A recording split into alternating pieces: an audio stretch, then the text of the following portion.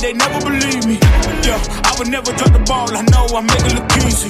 Yeah, Mayweather with the defense. I don't care what a critic gotta say, I got them picking up the pieces. That to me, you really playing with your life, I'm about to come and run it all back. I'm the new era, about to snap back. You ain't fitting for it, cause you all cap like. Hold up, I shoot my shot, wait, hold up. I'm really about to run this go up. You know it's all net when it go up.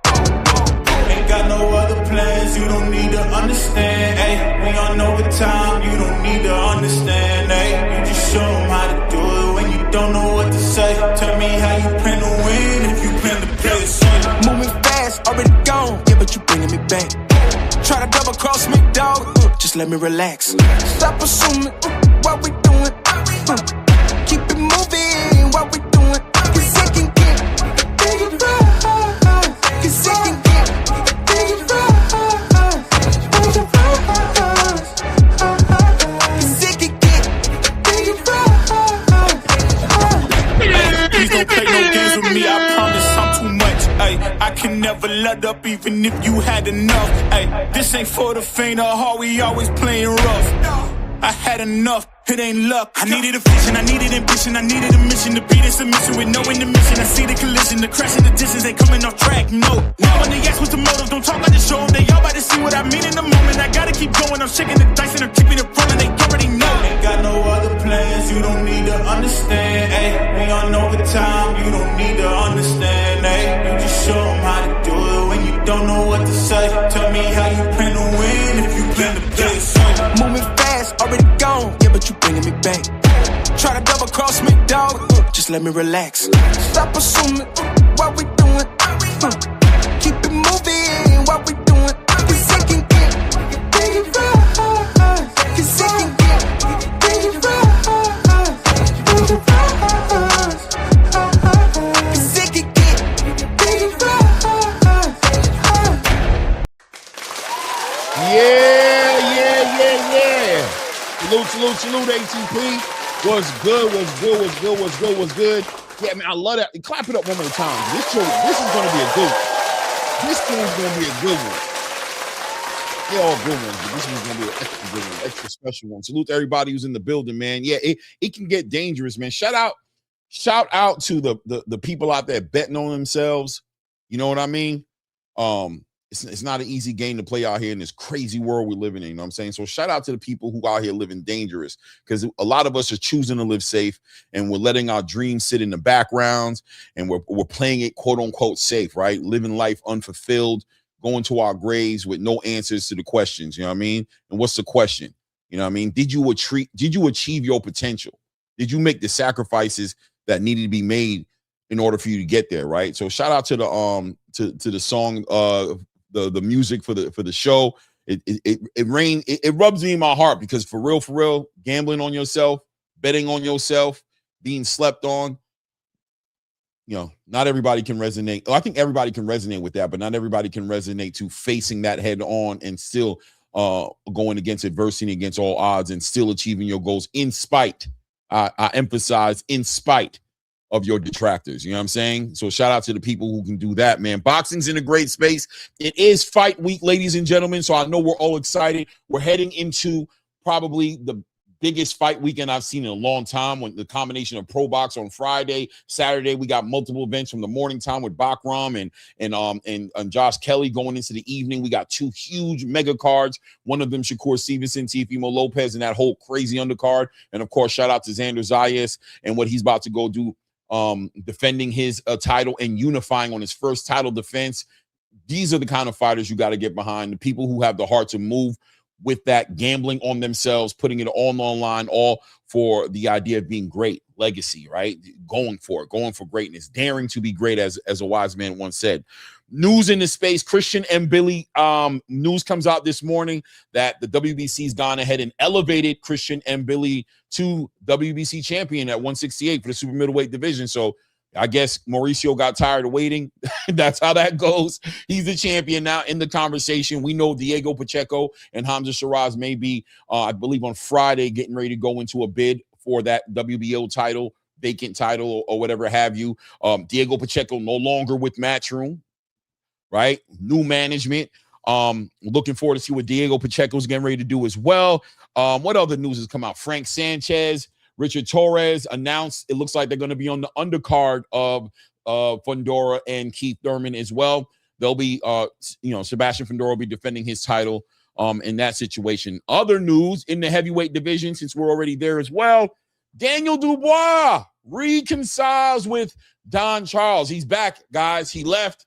He didn't like what was going on with Tony Sims. I don't know what the story is. I'm sure Talk Sport in the UK will interview Daniel Dubois, and we'll get the lowdown on that. But look, he says that he's actively looking at potentially fighting Zhilei Zhang next, but really got his eyes on Ajit Caballo. Daniel Dubois, Ajit Caballo. That sounds like good stuff right there, man. All good stuff. And other things going on. Deontay Wilder, Derek Chisora, looks like they're about to be finalizing things as well. But I know why you guys are here. So I don't want to hold you guys up. I know why you guys are here. You know I got to give you the whole entire, catch you up as much as I can on what's going on in space. But we are here for the same reason, right? We got a special guest here in the building today. First of all, let me go ahead and bring up my co-host, Angelo Reyes, in the building. Angelo. Was goody. They love, man. They hate, they love you, man. I don't know which one it is. Which one's worse? Is it one or the other, right? What is it? As long as you're living your best life, man, we're all good with it. So excited this week, bro. Like, I can't even remember a time when we had Boxing Friday, Boxing Saturday, and then boxing on a Sunday, bro. What a perfect way for CBS Paramount Plus to fill in the gap of no NFL, right? They were promoting the hell out of their brand with Combat Sports Weekend on all the football games. Congratulations to the Patriots making it to the Super Bowl again. And CBS was really, I'm just finally happy that all these fighters are getting a chance to see the possibilities of what it is again to become an American superstar if you're with a promotional group and a brand who's willing to promote you on regular free access TV. So very excited about that, Clay. Very excited. No, 100%, man. And so funny because shout out to Ness in the Boxing Voice. I was on there early today with Ness, and it seems to be my morning spot nowadays. I'm over there building with those guys, and of course, we're talking all about boxing. But who pops up on the channel? But Robert Garcia. Robert Garcia, Trainer of the Year candidate, to say the least. Trainer of the Year last year, but this year we'll see. I got him as my Trainer of the Year for 2025. Yeah, so me too as well. But at the end of the day, he pops up on the show, and what is he talking about? Of course, he's talking about Raymond Mortala, who just defeated Andy Cruz, of course. Questions about Virgil Ortiz, of course, Bam Rodriguez, of course. But what's the main topic end up being the lion's share of the topic? Zuffa boxing, baby. Right? You can't get around it. I know they were hating us so long because it seemed so out of place. Really hating you, let's be honest. Right. Well, no. But can we just say, and this is the time where we get to take credit. Before it even all got signed, we were the first ones to always say, hey, you know what? If Dana White would get involved in boxing and he gave us a format just like he does with the UFC, this thing would all work, right? And then the Turkey Al Sheikh announcement happens, right? And then we're really on them. We're really saying, hey, we could see this being a possibility. Imagine the possibility of this. And then, Clay, when that CBS Paramount deal happened, we were very heavy on it. We were like, oh, man, how can this not work now, right? And this is rolling into the new year. So we were kind of deemed, I know you were, in the space, in the community. Everybody kept calling you the official Zuffa boxing correspondent and ambassador. But all we were doing, and again, this is what we do at ATP Combat Media, is we want to let you guys know the truth, right? Especially if you're a casual fan, you're going to want to come to the channel because we're just going to give you facts. We're not going to give you emotional opinions. We're just going to say, here's what's happening. If you want to catch up, I can get a little emotional times. I'm not going to lie to you. I have my moments. I have my moments. Bear with me, people. It's a work in progress. But go ahead. Well, we are human. But the point being that when we saw how Zuffa was doing it, and again, guys, to be fair, because I'd worked with the UFC before, I knew a lot of these things already. So in all fairness to everybody else, it wasn't like I didn't know how these fighters were going to get treated or who the players were that were coming in. And but now that it's all coming to fruition, it's just funny how everybody else is having to turn around, including Robert Garcia, who talked about his brother Mikey Garcia and how he had been treated throughout his career. Robert Garcia talking about the 20 fighters that he has currently right now. 20 plus fighters. Yeah, 20 and more fighters that he has right now, all wanting to go to Zuffa. And I got to throw this one out, Clay. You said, if nothing else, Zuffa Boxing will raise the money for all the fighters. What happens with Bam Rodriguez? Zuffa Boxing sends him an offer, and by right and law, Matchroom had to at least match it because of first right of refusal. So whatever that offer is, I'm sure took Bam's stock for money even higher, just by Zuffa simply going, we're going to give you a couple million more.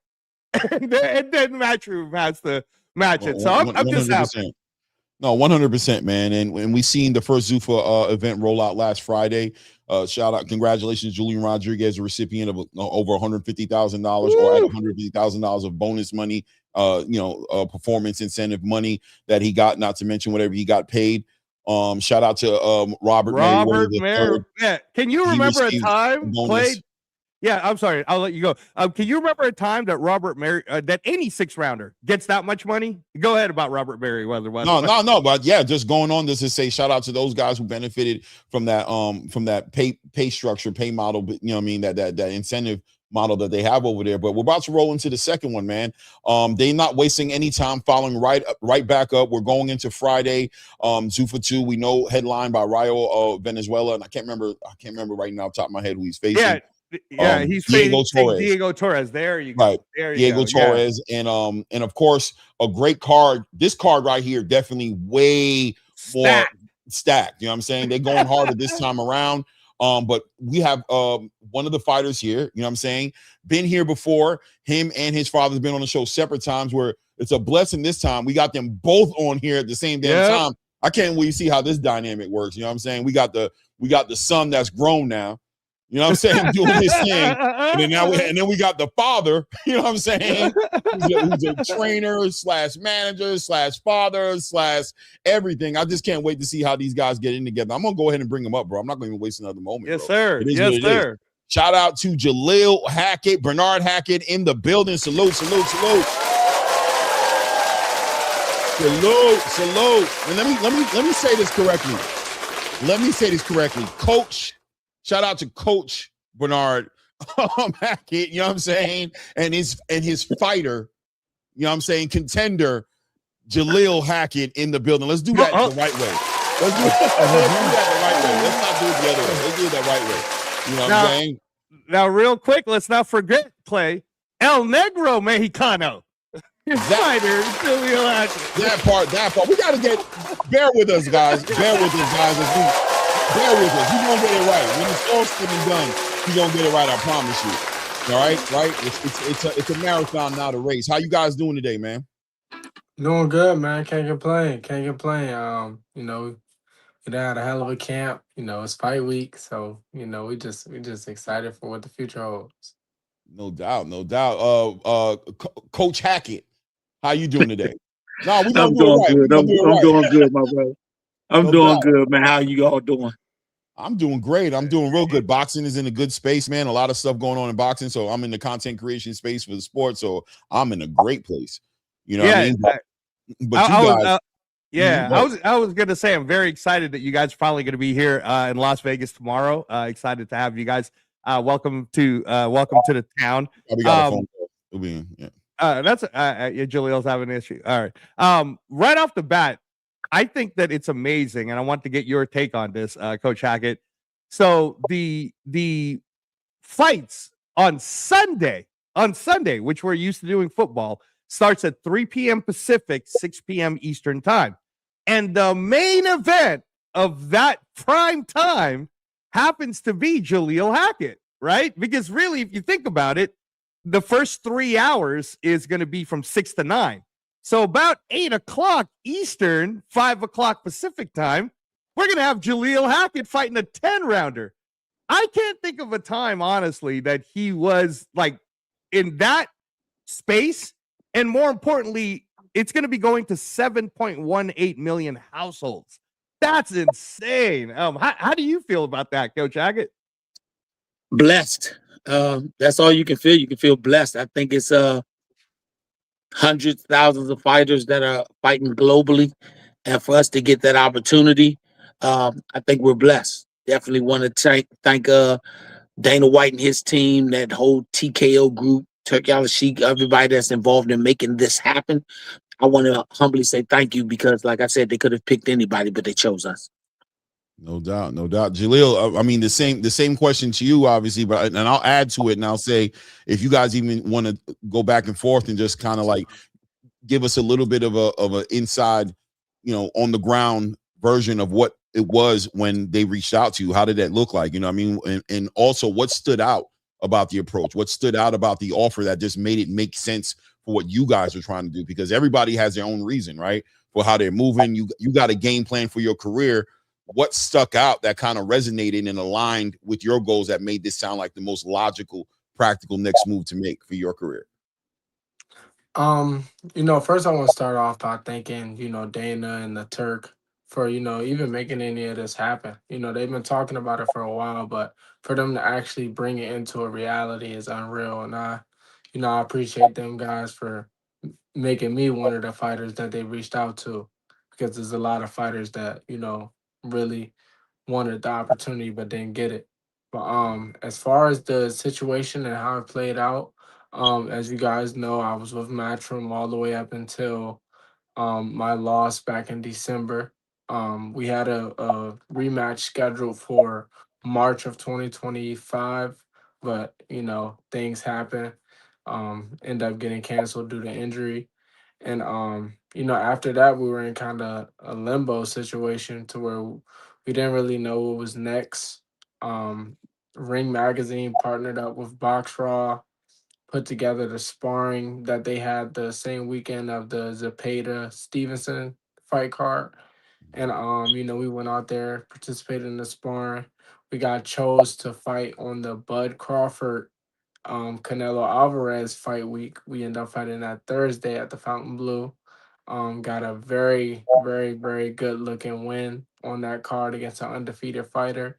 And then after that, it was a situation of like, my style fit what they were trying to do with boxing. They, as in Dana and the Turk, and they just wanted to move forward with us working together in the future, as far as me, the fighter, and them, the promotional team. And I was down. Once they laid everything out, it was basically real straightforward. They were like, we're gonna put you in some fights. You look good. We pay good. Win, lose, or draw. We're gonna make it happen. And I was like, cool, that's a no-brainer. Yeah, no doubt. Coach Hackett, if you don't mind adding the way it looks from your eyes, I'm sure it's very similar, but as a father, trainer, somewhat of a manager, you're looking over everything. You want to make sure everything is right. As you were looking over the offer and you were looking over at the game plan that they laid out to you, was there a part of it that resonated with you mainly, that made you be like, yeah, this is it, we're gonna pull the trigger and head in the direction? I think it was, number one, the professionalism. I think it was the certainty of direction. I think it was the certainty of being in a situation where it wasn't up for grabs. I think a lot of fans don't understand, when you're with a promotional company for the 99%, you're a day-to-day worker. You really are truly a day-to-day. You're only as good as your last performance. And with them, it was not one of those situations. They were telling you, hey, we want you to be the best version of you every time out. If you give us that, then we want to continue to work with you. So it's all up to you on how much we work together. We know they're not under the illusion of undefeated is the only thing you can be. And I like that part. Everybody knows there are people that we've wanted to fight, and we weren't able to get them. And 9 out of 10 times it was politics. It wasn't that the fight couldn't be done. It was politics. And quite honestly, they were like, hey, you can get those fights, and you can get them with us. We're not telling you that we don't deal with boxing. We're telling you we're offering boxers another alternative. And that made sense to me. You know, at first I thought we heard everything negative dealing with, Zuffa. Everything was negative. I didn't hear no positives. Right. And they weren't really saying a lot either. They were just saying it's coming. And they were tight-lipped because they were dealing with some things behind the scenes. I respect that.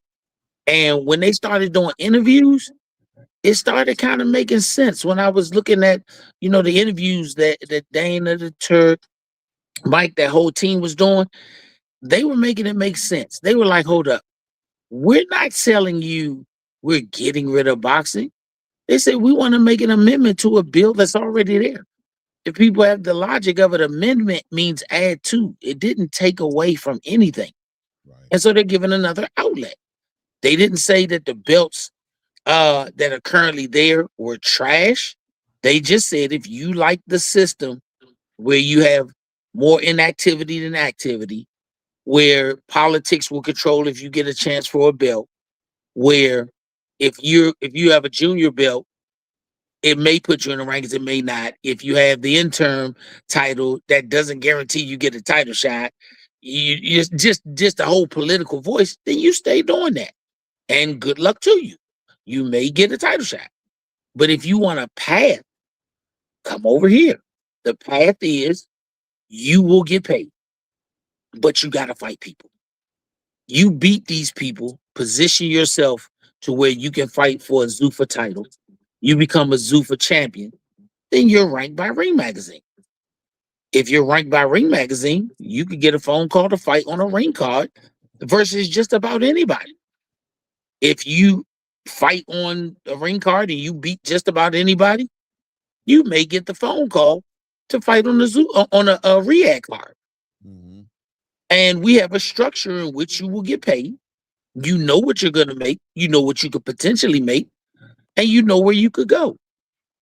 That seemed to me a more direct route to getting to fight the guys of my son's generation than any other way possible. And that to me was the sensibility of it. They gave you guarantees. To me, it was like the NFL draft. When a guy gets drafted, he gets the phone call immediately. They say, fly here that same day. Let's get you locked in. Let's show you what we're giving you as guarantees. Let's show you what you could potentially do. Let's show you the facility. Let's get you the playbook. Let's get you acclimated. Let's get you playing. That's exactly how this process was. And they showed me they don't take days off. That's the thing I like. They don't take days off. I heard from them on Christmas Eve, and I think we actually got everything tied up on Christmas Day. You know, that showed me that these people are serious. Calling you on Christmas Day, that's everybody else wanted to vacate. They wanted to get business done. They haven't been hiding anything. Everything is transparent. We've gone through several promotion companies since we've been pro. All of them have been top-notch companies. I'm not saying one wasn't top-notch, but the only one that had transparency, a direction, and this is what's going to happen was Zuffa. Absolutely love it, Mr. Coach Hackett. I was going to ask Jalil. So,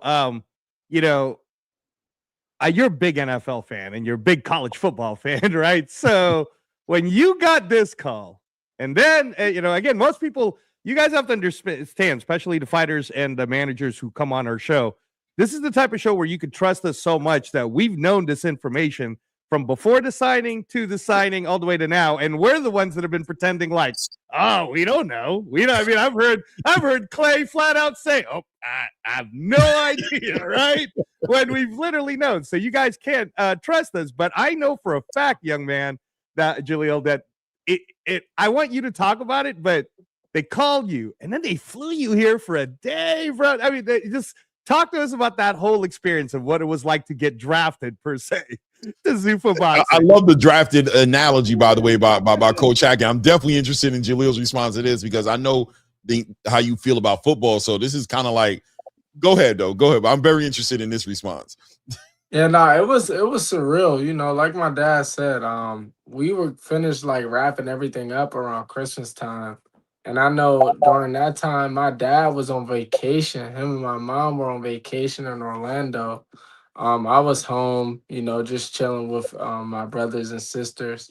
And he had just called me. He was like, "Yeah, you should be getting an email soon, you know, just so you'll know, you know, your travel schedule and everything like that." And so I get an email, and in the email, they're like, "Yeah, you know, you're gonna fly out this day. You know, we want you to do this, and this, and then you're gonna fly home." So I'm like, okay. So flash forward, top of the year, we fly out. Well, I fly out. I get to the Apex. When I first get there, you know, we do media stuff. And I also see a lot of the other fighters that they sign. You know, a few guys fought on Zuffa 1, few guys that'll be on Zuffa 2 with me as well. Um, you know, sitting there chopping it up with those guys.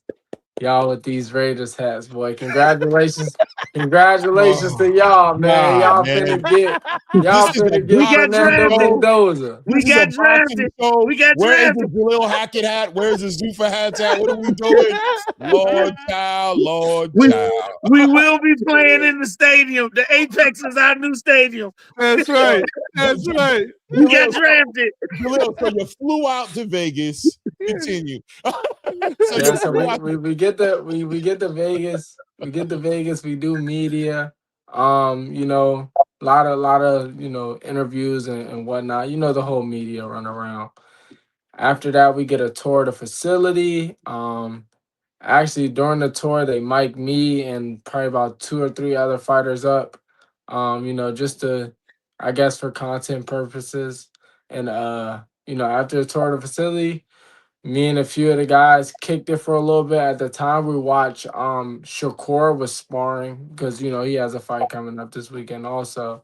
So we watched him spar, and after that, you know, we all headed back to the airport. You know, a little bit at a time because everybody's flying to different places. I know me and the guy Hot Rod, he'll be on this card Yeah. this weekend. Kalotsik. Yeah, Yeah, Kalotsik. I didn't want to butcher his name. Shout Right, out right, to him. right, right. Yeah, I just Yeah, call him Hot Rod for sure. Yeah. him. It's a young heavyweight that's gonna be on the card too. Demazian Van Yeah, Houter. Yeah. Mozzie. Yeah, him Yeah. and By the way, another. salute his mother's in the chat, by the way. So salute to Oh Miss yeah, Van shout Houten. out, hey, shout out to her, man. Her son cool as hell. Yeah. But yeah, him, another guy who was also on the card too, Marcus. He was on the card last week in Zuffa 1. Yeah. He took a tough loss. He'll be Yeah. back soon, definitely. Yeah. But yeah, we all went to the airport together. We got to the airport about 3 hours early.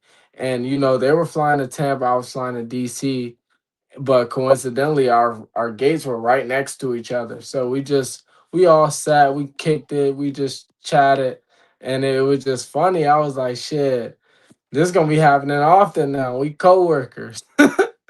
So yeah, no, it was good chatting it up with them guys. But then, you know, they flew home, I flew home, and then, you know, we got straight to work from there. Hey, You know, go ahead, Clay. Sorry. like it's interesting because I know, you know, the thing about boxing with fighters, you always hear fighters talk about, you know, the thing they love about it is like it's all on you, right? The win's on you, the loss. You like not having to depend, but it does feel like, even though maybe it's a reach, but it does feel like there was somewhat of a team energy about the whole experience, right? Knowing that you had like a fraternal type of situation with brothers that were in arms almost. Like we might be fighting each other. Well, not everybody, but did that bring some comfort to it? Did it make it kind of feel even more surreal, the experience as being in that atmosphere? Did it make it feel more real that, man, you're here too? Oh man, you know, did you guys get to communicate and kind of share the experience? Did that make it a little more surreal? I've always looked at boxing like that, even before Zuffa. You know, I tell guys, you know, when you get to a certain point, you know, it's a lot of people that box. You know, it's millions and millions of guys on box rec.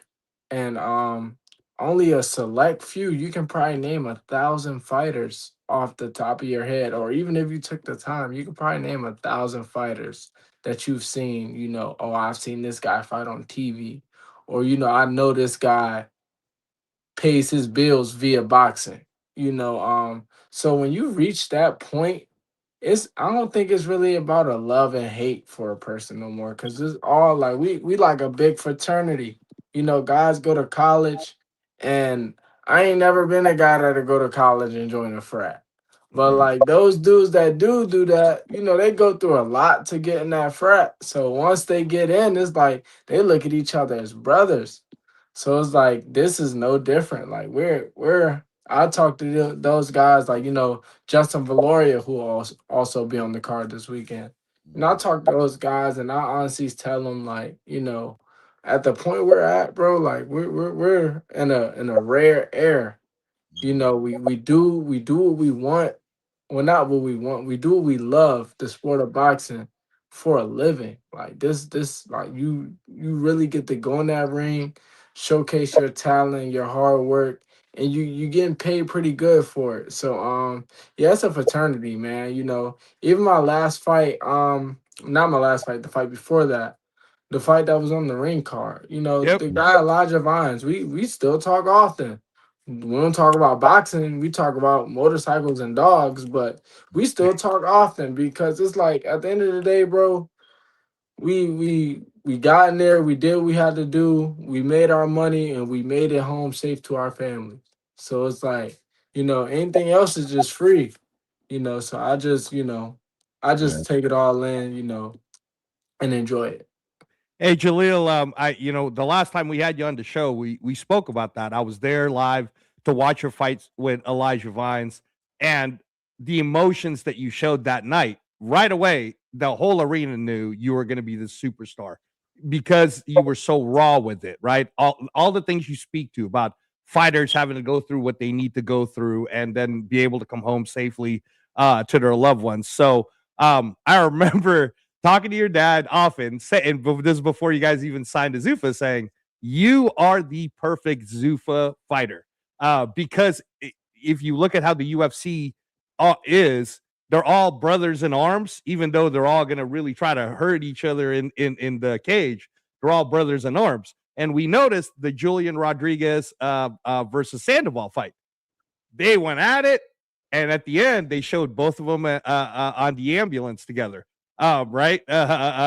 Shaking hands and Right. everything. So it shows to that fraternity of brotherhood that you're talking about. Heading into this one, I know that there are names because you are moving into middleweight, right? This is the Yes, first sir. time we're going to get to see you out 160, and they just had their main event at middleweight in Calum Walsh, right? We saw the bronze medalist Misael Rodriguez is right there at middleweight. Vito Melnecki is signed at middleweight. So safe for me to say that I think they're making the middleweight division their glamour division, and you certainly are the Drake May or the Caleb Williams of this division. How do you feel knowing the competition that's in front of you now? Actually, already knowing you're going to get a chance to fight these guys. You and I are both football guys, with the Super Bowl coming up. First off, congratulations to the both teams. Uh, but just look at it. And when you looked at the draft, the year, what was that, 20? What year was Drake May drafted? 2024. 24. 2024. If you look at that draft class, you don't say, oh, yeah, Drake May's going to be the quarterback out of this class that goes to the Super Bowl. And realistically, if you ask me, I think they're going to win it. And, you know, the fact of the matter is, us as fans, we didn't look at him as that type of guy. But now, we look up only 2 years down the line, he's probably about to win him a Super Bowl. So I just look at it as, all you need is an opportunity. If you got somebody that's willing to gamble on you and, give you the chance, I'm not saying a handout, just give you the chance to showcase your ability, then, the cream will always rise to the top. It's guys that have had opportunity after opportunity after opportunity. They've either shit the bucket or they just plain didn't show up. And it's like a lot of times I hear fans say, well, if this fighter got that opportunity, he'd do this, or if this fighter got the opportunity, he'd do that. That's Zuffa boxing. They send guys up with opportunities. You know, they not on the whole, you know, this is our guy thing. You know, they got their one guy. But yeah, for the most part, they ain't on no this our guy thing. You know, it's like, you know, we got two fighters that's about to fight each other, and the best fighter is gonna win. You know, but if it's a good fight, we bring both fighters back. Simple. Why not? Why not? And you know something, Jalil, that is that. First of all, congratulations being at 160. We've talked about this before, and me and your father have talked about it. Well, we've talked about it here on the show as far as the way you're growing. You know what I'm saying? Like the way you've been growing, like since you started from the time you started your professional career to where you are now, you just been, you know what I mean? You've been doing what you're supposed to do at your age, right? Like you've been getting bigger, and 160 does seem like, do you feel like that weight division, are you resting well mentally? Like, is that weight cut easier for you at 160, do you think, at this point, as far as having to deal with that part of the game?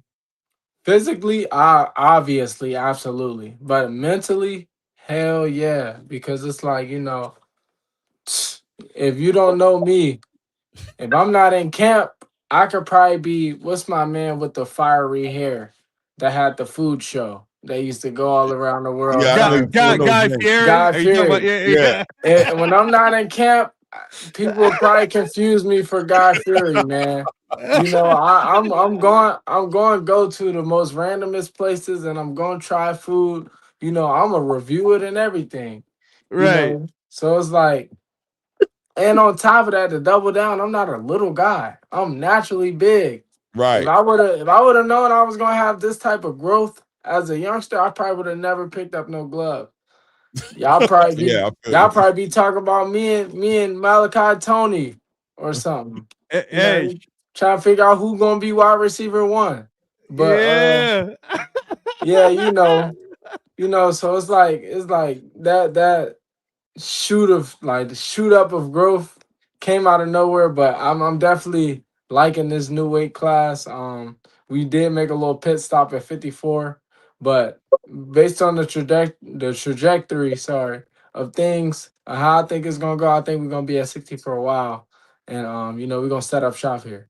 Comfortable. That's awesome. That's awesome. One more thing. We add just one more thing to the back end of that, right? Because there's an argument there to say that would be maybe the money division in Zuffa right now, being that their guy is Calum, right? Like that. I mean, you know, tongue in cheek, however we want to look at it, that is the guy closest that we know of to the owner of the league. Does that feel good to be in the money division? You know, you fight, you cut the weight. You're trying to stay in the lane, right? You're trying to stay in the algorithm of where the action is at, where the money's at. And, you know, organically and naturally, 160 fits you better. And it happens to be the money division. Is there a sense of mental relief there with the idea of that? Like my dad iterated earlier, you know, based on the way they drew things up, realistically speaking, every division is a money division with Zuffa. You know, as long as you're willing to fight, you're gonna get paid. You know, we think about young guy Robert Merriweather. Similar upbringing with me. You know, he came up under the TMT banner, wasn't really as active, and now he's guaranteed to be much more active in his career, and you know, he's gonna get paid for it. Like, I'm not pocket watching, but he probably made more in this one fight than he made in his whole career. So it's like, it's nothing but upside with Zuffa, honestly. And they're probably more than likely gonna have him back in the ring by March or April. So that's a double whammy. You know, that's double plus on Zuffa. And Coach Hackett, that's what I want to talk to you about is you take a look at a guy like Robert Merriweather, who I believe he was the third fight of the preliminary card. And even with that, and there were plenty of knockouts that night, right? Omar Trinidad got a knockout. Misael Rodriguez got a knockout. But this was the young man that ended up getting an extra $50,000 for performance of the night. And I think, me and Clay had discussed this. I think one of the main reasons why Merriweather got it is Merriweather, the way he looked, he looked like a perfect boxer or someone who was on his way to looking like a perfect boxer. And those are the type of fighters that Dana and Zuffa Boxing and the team are rewarding, right? So you having to also manage Jalil on that side.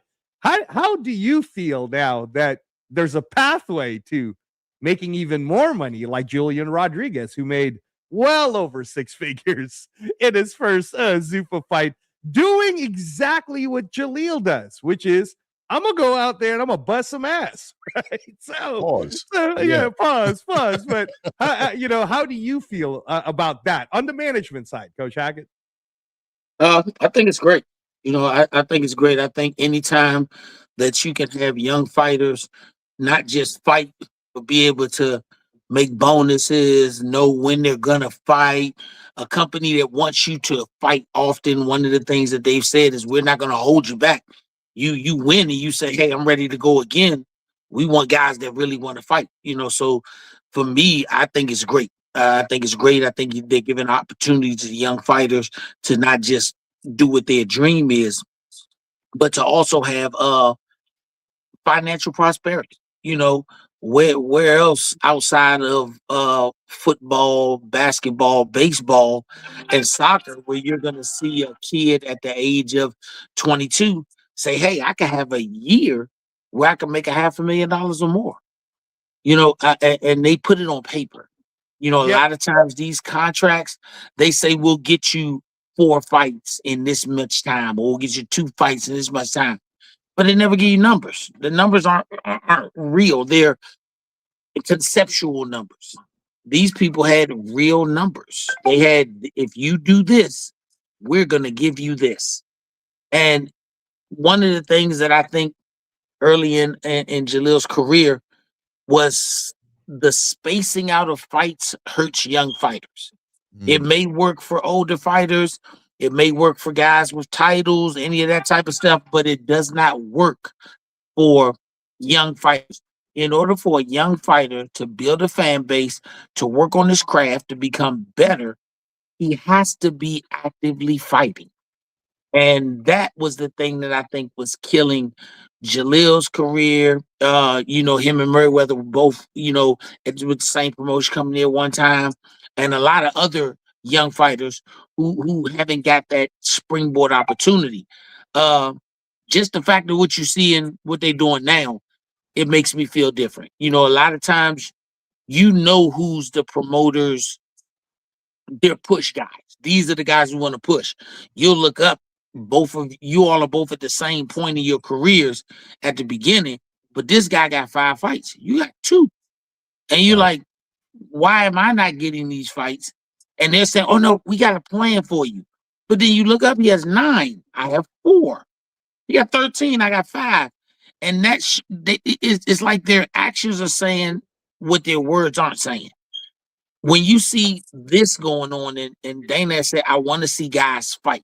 Call us, you want to fight, we'll get you even faster. We do have you on a schedule, but if you want to go earlier than that, the opportunity is there. That's what I think is helping the young fighters be able to make these decisions and say, I want to go somewhere. To me, I think having the opportunity to get in on the ground floor of something like this, I think it was an amazing opportunity.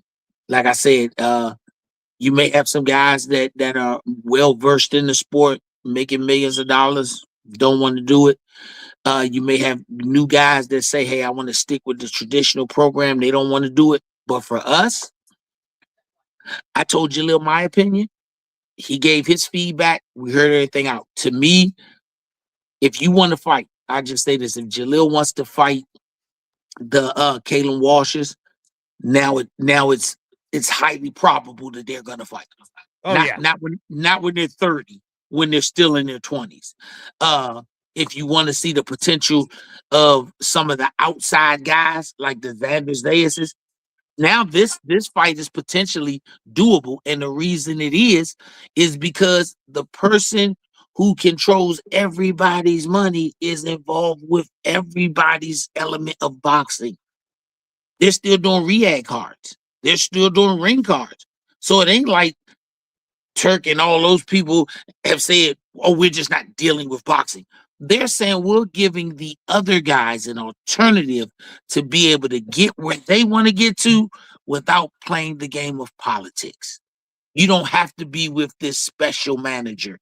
You don't have to be with this special group of fighters that hang together, and because they hang together, they all get the same company to pick them up.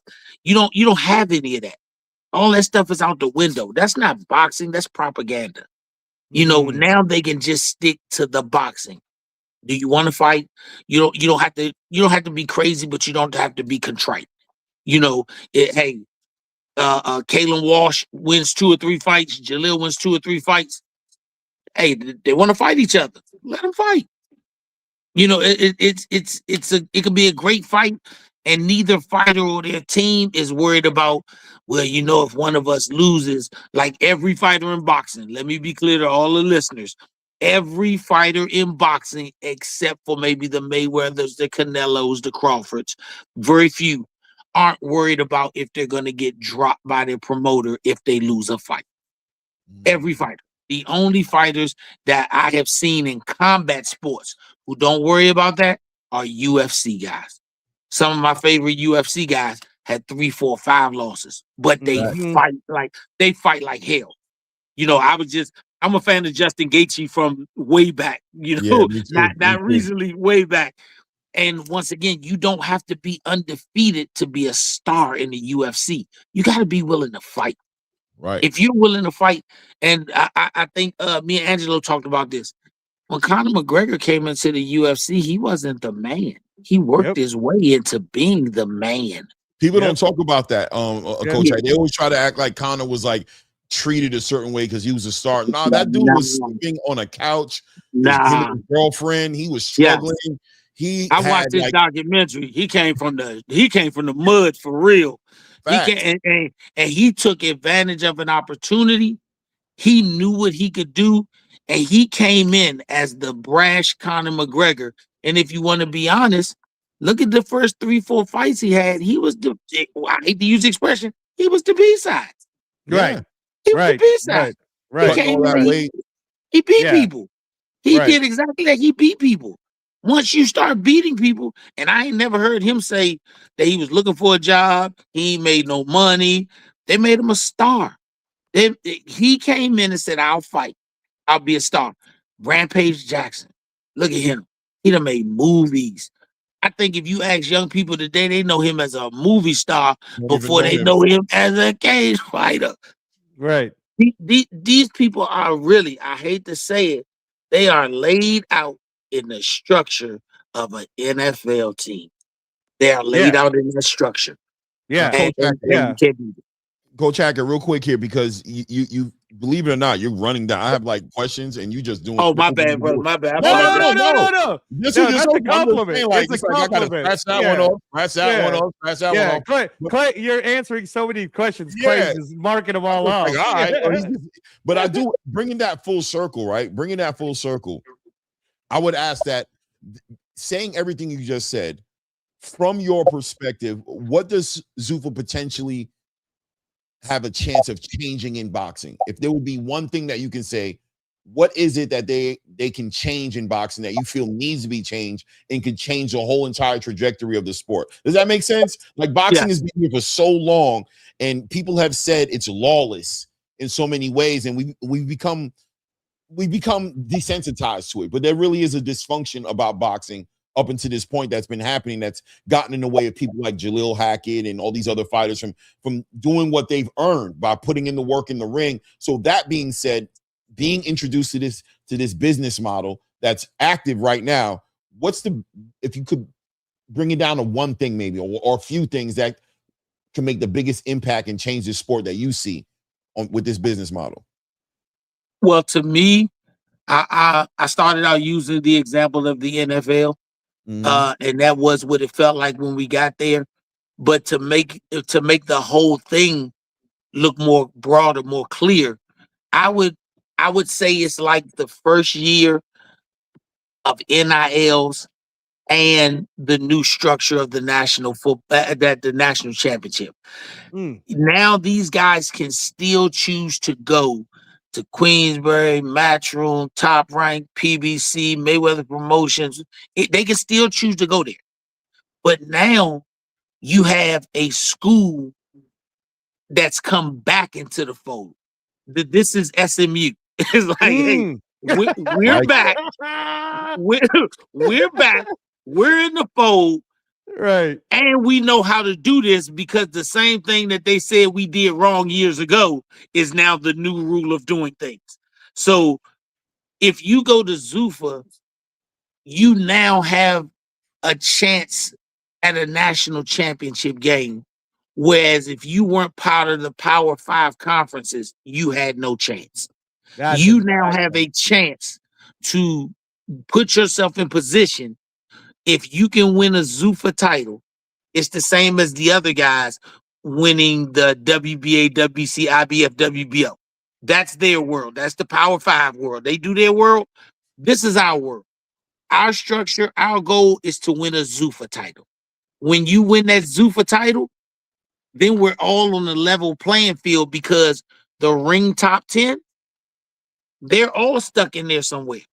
And it's not because the WBC is more prominent or the IBF. It's because the Ring magazine said these are the top 10 guys. Zuffa now plays a part in that top 10 role. So if the WBC, for instance, they say they claim the 3 spot and the WBA claims the 4 spot, so on and so forth, but Zuffa claims the 2 spot, then guess what? Now you can't avoid me if you want to win a national championship. If you want to win that ring title, you can't avoid me. If we win out, you win out, then I'll see you in Riyadh. I'll see you there, and we'll find out who was the better team.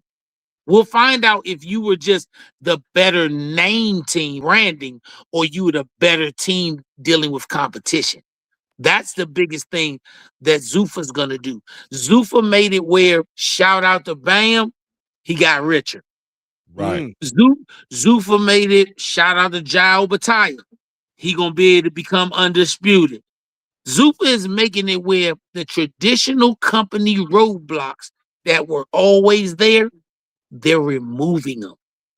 And if you look at things that change the projection, me and Angelo were talking, and I said, Jake Paul's in the MV, he's a Hall of Famer right now.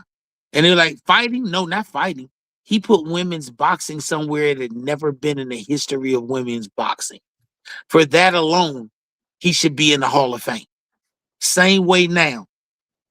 Dana White has created something that brings us closer to a concept of a league, even if those other guys aren't in it, because at the end of the day, you gotta play by the rules to get in the top 10 for the ring title.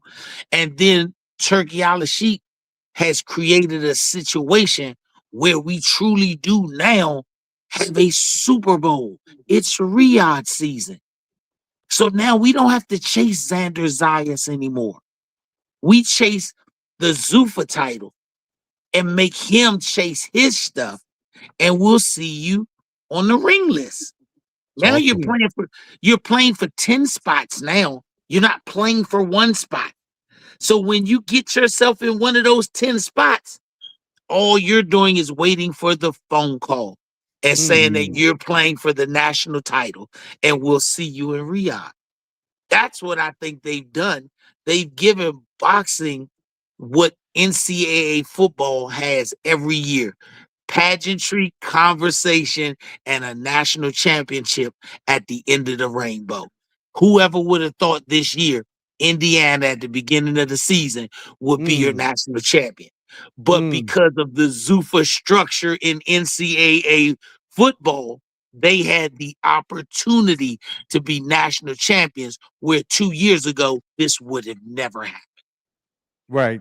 And here we are speaking to Jalil Hackett, the main event of the preliminary card for Zuffa boxing. Shit, I don't know. It sounds like y'all interviewing Bernard, or he interviewing y'all. No, I actually got a real question for you two in a second. I'm waiting on it. I want to talk to Jalil for a second. So main event, Jalil Hackett versus Robert CRUZ. Main event of the preliminary cards, which falls at a perfect time. It's going to be at 8 p.m. Eastern, 5 p.m. Pacific when Jalil fights. Right there on a Sunday. It'll feel like a Sunday night football game for myself. To everything that your dad is speaking, Jalil, and again, from what I understand, and you guys could feel free to fill in the gaps. The way these contracts work, very similar to when I was at the UFC, where you're going to fight at least within 5 months of each other's, meaning that worst case scenario, you're going to get a chance to fight 3 times this year, Jalil, no matter who it is, right? Usually in the UFC format, Zuffa Boxing is also going to be following it in that it's winner versus winner, loser versus loser, so nobody gets kicked out even when you lose, as your dad is spoken to. And the goal is to get the Zuffa boxing belt to be ranked in the top 10 of Ring Magazine, and that's really the big Riyadh money prize, right? For someone like you, and you're a football guy, you understand combine.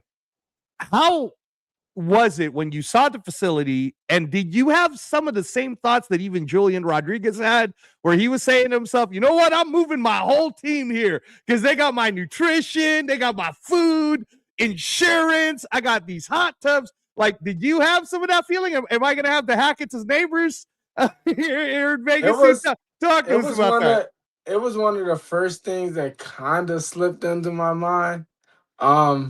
My dad can probably tell you, and, you know, guys on my team could tell you, like, I'll be the first to tell you, like, I don't like Vegas. Because it's like, when I first turned pro, I spent a lot of time out there, but I was a minor.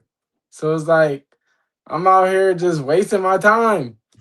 And, like, even as an adult, I can honestly say, like, yeah, it was shit that I did before 21 in Vegas that I shouldn't have been able to do.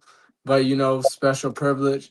But, you know, now at 22, almost 23, I'm not even interested in being around that. Like, after I fight, I'm trying to go back home. I'm trying to chill. And the worst thing ever would be fighting and then going back home 20 minutes away from where I fought. And it's still just as chaotic as the fight was. Yeah, because you know how Vegas is. Right. But I mean, but the fact that the facility is there and your food is taken care of, that's something that doesn't lure you, because that's what Julian was saying. It definitely lures me. It got me as far as, you know, maybe we should do camp out here. Yeah, it's like that. Like, it definitely got me like that. But as far as like jumping off the cliff and living there, nah, never again. All right. Now you did get to see SHAKUR there. I don't know if you got to see Bud Crawford there, but you're seeing a lot of even non-signed Zuffa fighters training. Can you speak on just the overall experience of that facility? Because I think you got to work out a little bit when you were here also, at the very least for the media training portion. I know they let you do that. Yeah, I did run into Bud. The way we ran into each other is crazy. I don't know what he got against me, man. Every time he see me, he always got to meet me with violence. So I ain't even know he was coming, and he just, you know, we all sitting right there, me and the other fighters chopping it up, and he just straight throw me in the L. He throw me in the L. I'm like, damn. So I break out the L, you know, and he just picked me up and try and slam me on the ground. Call me he like, yeah, little ass nigga. I'm like, damn. He didn't even ask how my day was. But no, yeah, Bud's a cool dude. He you know, he congratulated me for getting with Zuffa. Just telling me, you know, stay focused, keep my head on. And you know, watching SHAKUR and those guys spar, it was cool. You know, the boxing world is small, so we all know each other. So, you know, it's just like catching up with an old friend. That's awesome. Hilarious. Yeah. And by the way, before I let Clay go, the reason why Bud does that is because you are really big. So, you know, you're like the big guy that he wants to be like, yeah, you're not that big. Like that sometimes big guy. They want to tussle with you. They just want to tussle with you a little bit. You know what I'm saying? See if you know what I mean, what you been on, what you been eating. And it's like he don't know, like, he a little bit strong. So like when he yoked me up, I ain't see him at first. I'm trying to figure out who the hell. I turn around, I'm like, man, this nigga always playing. He always playing. play too much, man. Damn, bro, what you doing, man? You play too much. Play too damn much. Well, you know, it's so funny. You said you talk about the experience in Vegas, and you talk about you used to go out there when you were younger, and you know, you basically were talking about the distractions that Vegas can offer you. And I thought that was a real mature, you know, it showed your maturity, right? Like you're growing and you're starting to value some things over other things. You're starting to become a little bit more settled in your adult thinking, right? That being said, at this point, how are you able to tell us how important structure, consistency for young fighters is at this point? Like, are you able to value that? Can you put that in perspective? And also for fighters coming up behind you, right? The younger fighters coming up behind you, that you have this, like your father said, you can count on it. There's a system. It's a clear path. There's structure there, and you're finding peace in it. How important is that for you right now at this point in your career, where you are with the experience you've had up into this point and having this moment right now? How important is it?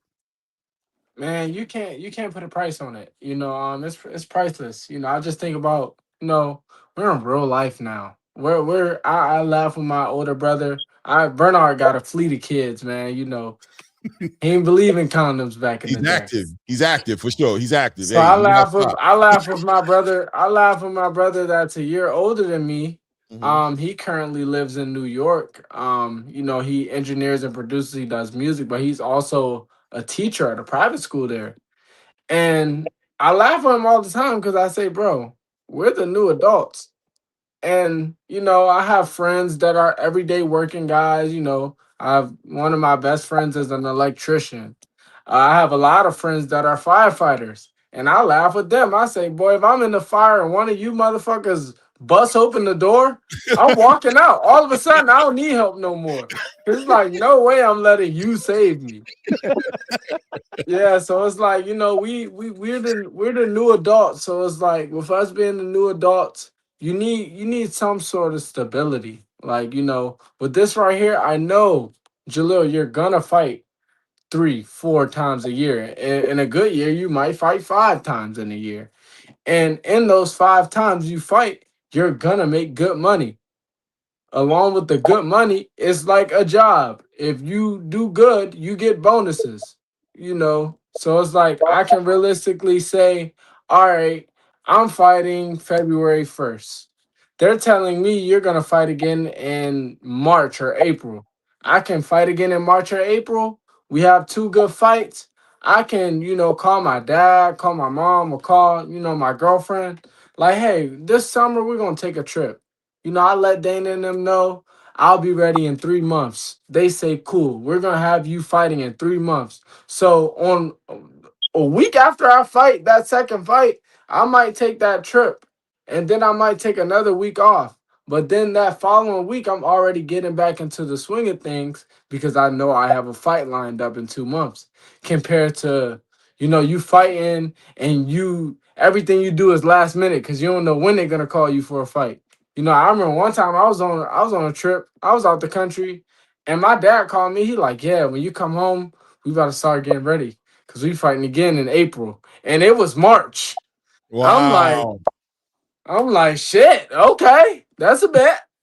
All And right. it's like, you know, now you cramming a whole 12-week camp into 3.5 weeks, and that's how you end up with guys looking crazy at the weigh-ins, or realistically in situations where sometimes guys miss weight. Like, you know, as of lately, people been telling me like my last 2 fights, they like, bro, like you moving up, you look so good at these new weights, and I'm like, realistically, I'm only looking good because we've been having whole camps.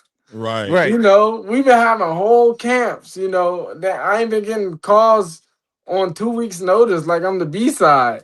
Right. You know, yeah, so that's the most important part. Structure, like I said, you can't put a price on structure. Hey, can I mention that, you know, here you are, look at him, Clay. He's shirtless, right? He's proud of his body. You know, it's fight week. He's not even worried about making the weight.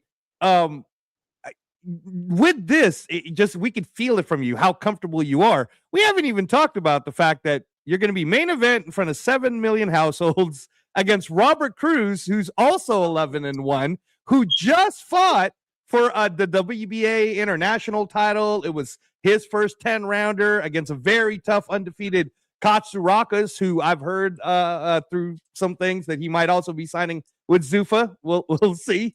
And that guy is, he's coming too. He's also coming. And I'm mentioning this now, Jalil, because I know for a fact that the way the UFC works is they'll take someone like yourself, who's a very difficult fight.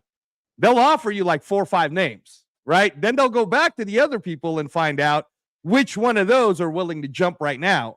So shout out to Robert CRUZ for jumping out.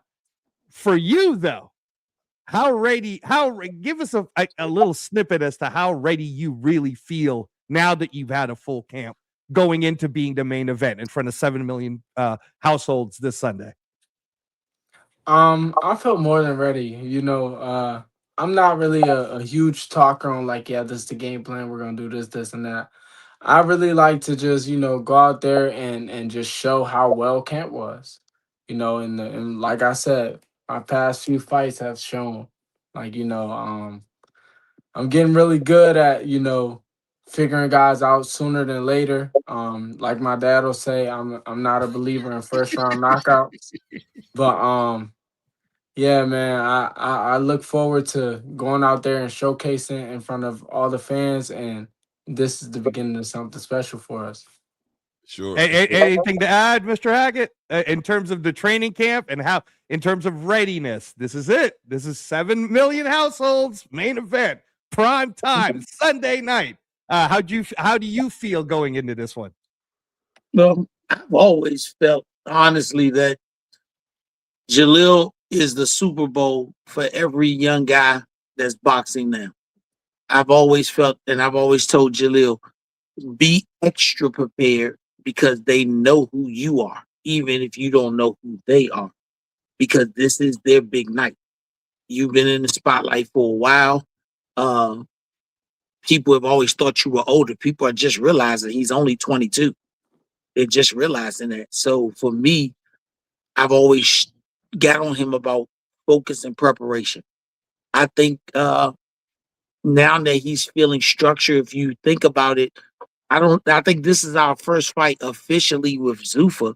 But the way I look at it, the last 2 fights have been in association with him, because it was the ring fight with Bud Crawford weekend. Then this last fight was on another Bash boxing card who was working in conjunction with them. And now we're jumping to the forefront. And if you've seen him, each one of those fights, he looked better and better because there was structure. It's structure. If you ever looked at what went on with the PBC, the first thing they would say is inactivity kills champions. Well, if inactivity kills champions, what do you think it does to a kid who's starting his career at 18 years old? That's the biggest part. What you asking about in Vegas, I'm gonna be honest with you. Vegas was never it was never an option for us when he first turned pro. Couple of reasons. Me and my wife were both employed. We both still work. God blessed us to be able to do that and provide for our kid. But like been able to provide for not just them, but to let them live their dreams. Like I said, one of our sons does music. He's doing boxing, and we're not retired yet. If and when that point comes, I think it'll come.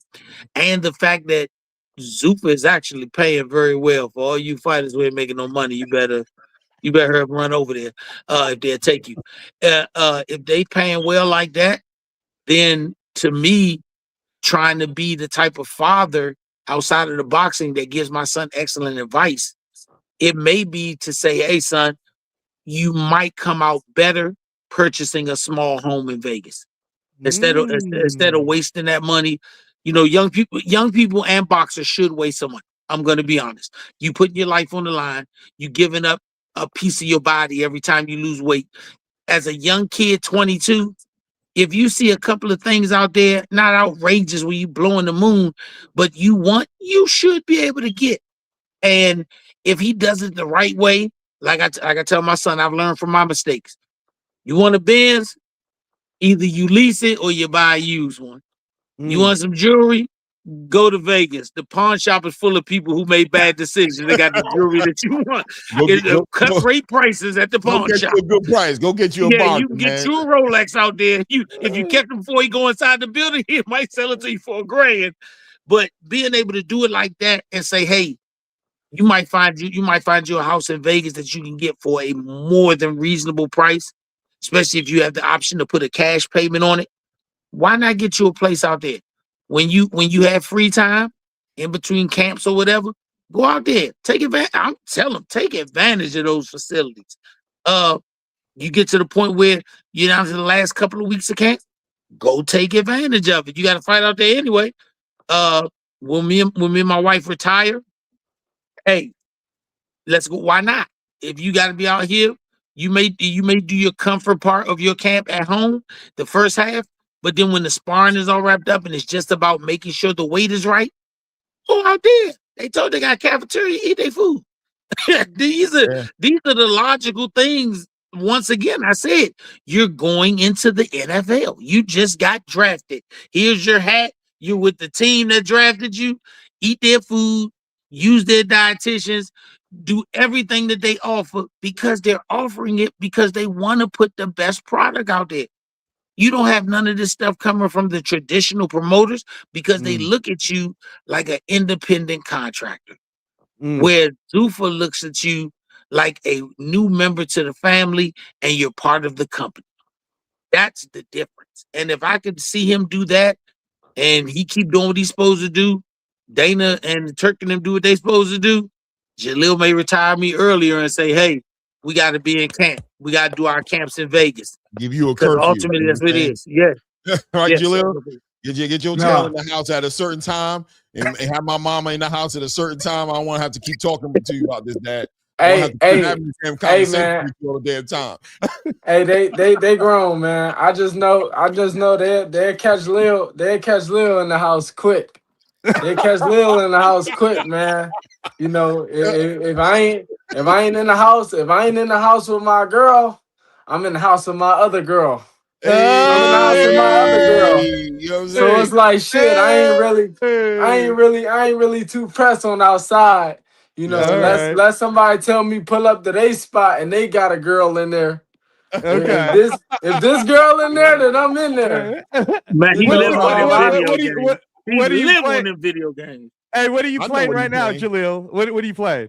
Right now, I'm getting back into Rainbow Six Siege. You know, it's crazy. Wow. Once again, you know, the family camaraderie aspect of Zuffa.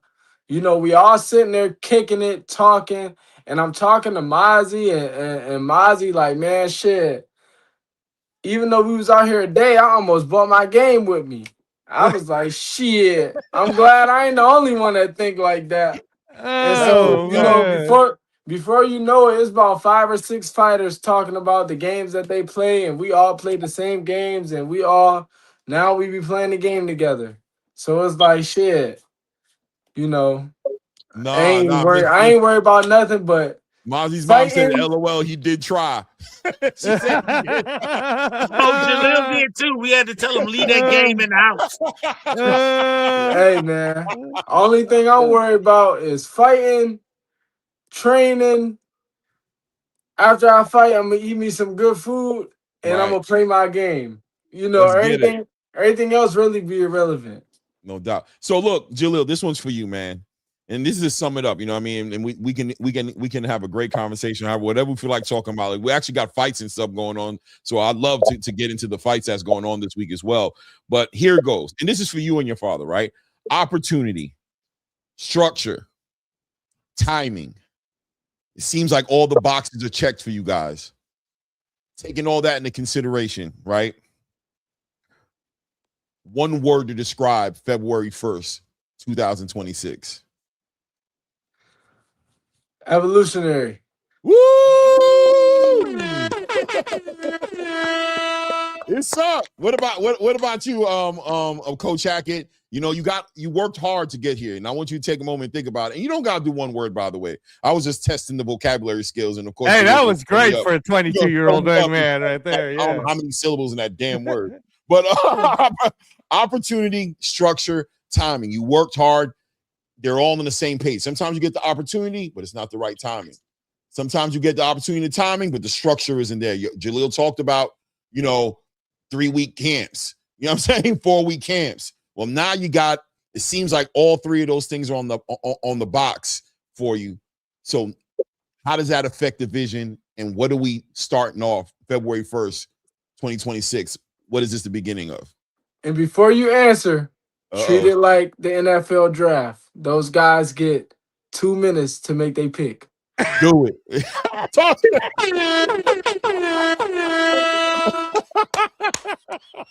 I got another question when he finishes answering this one, by the way. Go ahead. I got one more actually after he answers this one. I got one more question. Go ahead, Coach. Take a moment. Take a breath. Take a moment. This dude, man. This dude. These damn kids, man. I think I knew my word way before we got to this point of conversation. Humbling. Ooh. I think at the beginning of Jalil's pro career, me and him, I'm not gonna say him, just him or me, we were extremely arrogant. I thought Jalil could beat anybody on this planet. I thought it was a foregone conclusion.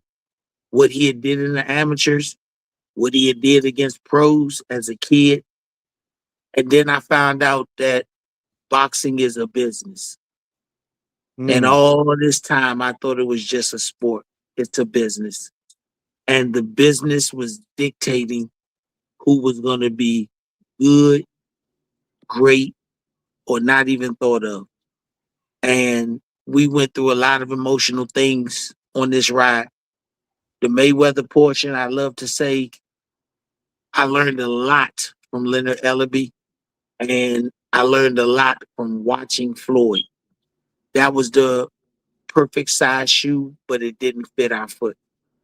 We went to Matchroom, and Matchroom showed us what the possibilities could be. But we got there either a little too soon or a little too late because they had a blossoming star in Jerron Boots Ennis. And I like to say shout out to Coach Bosey for always thinking of us. Right. Now we got to the Matchroom, to the Zuffa point, and you came in with apprehension, but they put everything to bed by putting everything on paper and showing that we wouldn't like you here. We want you here by calling on Christmas Day and making this happen. And at the end of all of that, the only thing that I was able to be was humble. And I hope that that is something that will remain with me and my son as we go through this, because they didn't put an ad out in the paper for Zuffa fighters. They went and picked guys that they wanted. And I think that that's the biggest thing I take away from this. You're not somewhere where they advertised and they were looking for bodies. You're somewhere where they went looking for quality over quantity, and they picked you. So you should feel humbled, just like one of those gentlemen who hear their name called by the commissioner, and they walk up there and get their, and they know they're part of a special fraternity. You know, I want to flip it back to Jalil real quick because you had an opportunity to kind of elaborate on that, and that was excellent, by the way. But for you, Jalil, you said evolutionary, right? You said evolutionary, and then yes, I'm not a big dictionary guy, but that I think of evolve, right? It speaks on a journey, right? And this February 1st seems to be part of a journey for you, and this part of the journey, this chapter in your book, you're calling it evolutionary. Do you care to elaborate on why that word and why that's significant for February 1st for you? Because like my dad said, over time, our career has changed and evolved, and it started off one way, and you get to a certain point, things change, and then they change again, and it's all about my whole evolution, my whole growth process.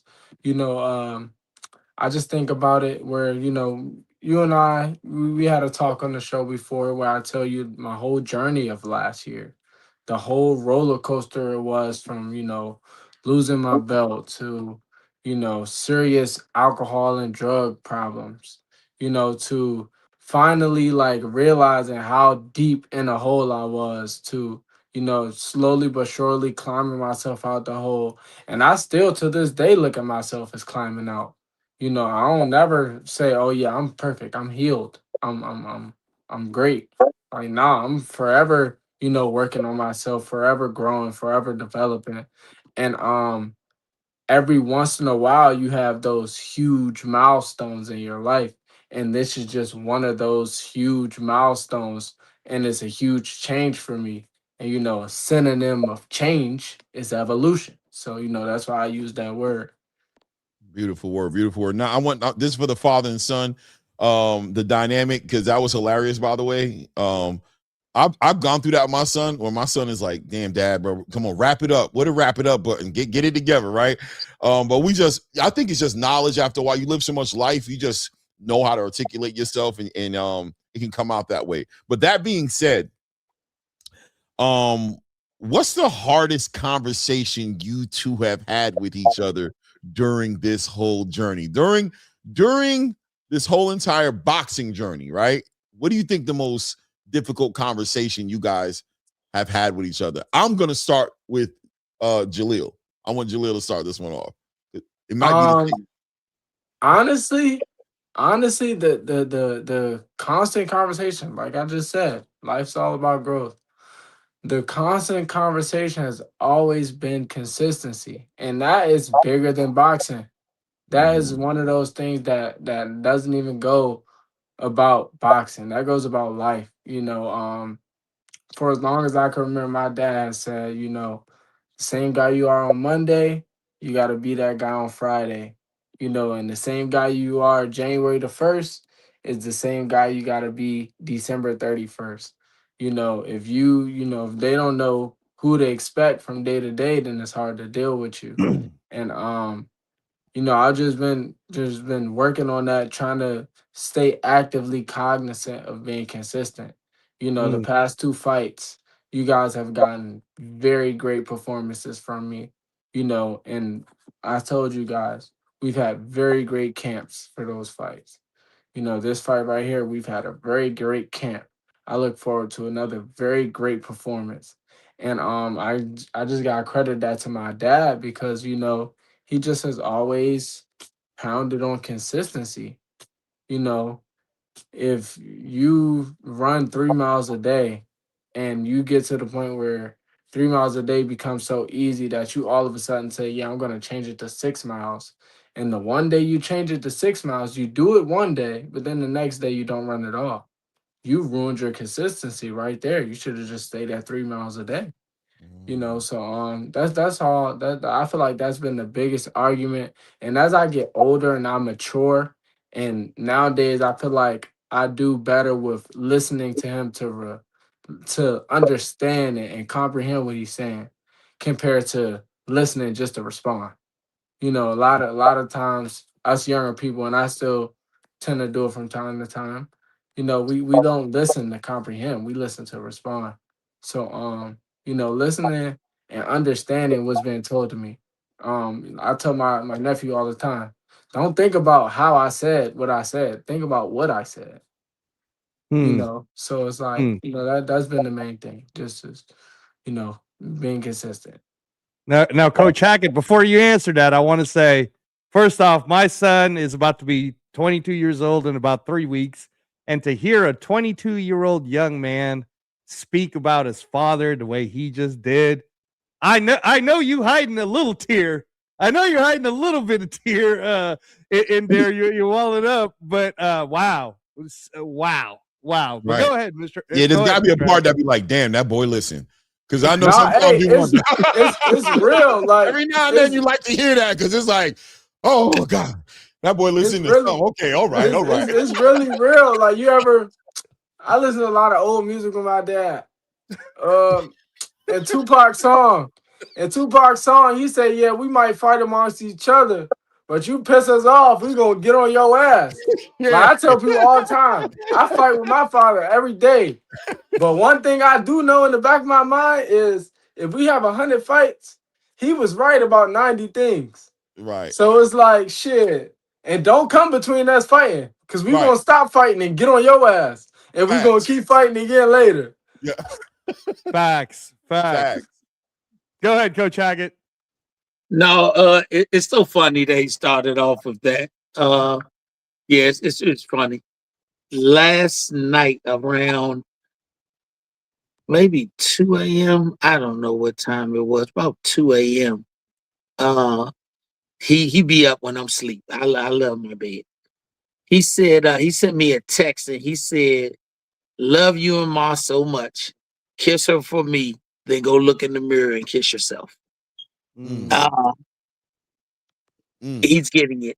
And one thing I used to always say, and I'll continue to say it, every basketball coach loves a guy that can get 20 and 10. He is the coach's favorite.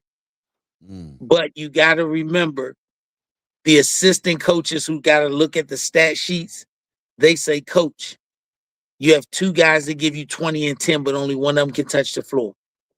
And he says, guy number one gives me 20 and 10 in the first half, and he fades away. Guy number two, he gives me 5 points, 2.5 rebounds, guaranteed every quarter. Now, as a coach, you have to figure out which guy I put on the floor. I think in the beginning, me and Jalil were putting guy number one or number two on the floor. That's just what we did. We didn't realize as a coaching staff, because he has to coach himself as well as me, we got to figure out how to make that position give us the right 20 and 10. So we realized that we had a guy who was guaranteed for 20 and 10 in the first half. We play him the first half. But then we got another guy who could give us 20 and 10 over 4 quarters, 2 rebounds, 5 points. He was what we needed in crunch time because we could depend on him in the second half for 10 points, 5 rebounds. Now we didn't think about which guy should be on the court. We thought about how we get the most out of the position. And when we did that, each guy gave us 20 and 10, but the position gave us 30 and 20. And when we started looking at it like that from the position as opposed to the guy, things got better. I know Jalil likes to eat. And I want to shout out one particular guy. I know Jalil probably want to shout out another one. I want to shout out Mike Dolce. Mike Dolce is a monster at making you understand the methodology of making weight. And we've taken some of his stuff and we've added it to ours. So the best of both worlds allows him to eat. But when it's time for us to remove the weight, the best of both worlds allows us to do that. So that's my take on it. And speaking of eating, Jalil, I promised you when we were talking, I has to be after Sunday, but we go into that Filipino empanada place, brother. Hey, I'll make sure we make it happen, man. I'll make sure we make it happen. That's awesome. That's awesome, man, for sure. He been killing me about this Filipino spot too. So when I get out there, I can't wait to say. And I know crazy thing about I know it's probably fire. I know it's probably fire, man. Fat So boy at heart, bro. Look at him. He's like he anticipating. He said, "Boy, I just got this feeling. It's fire." Yeah, he keep bringing it up. He keep bringing it up. Like, you know, my last fight, I fought in LA.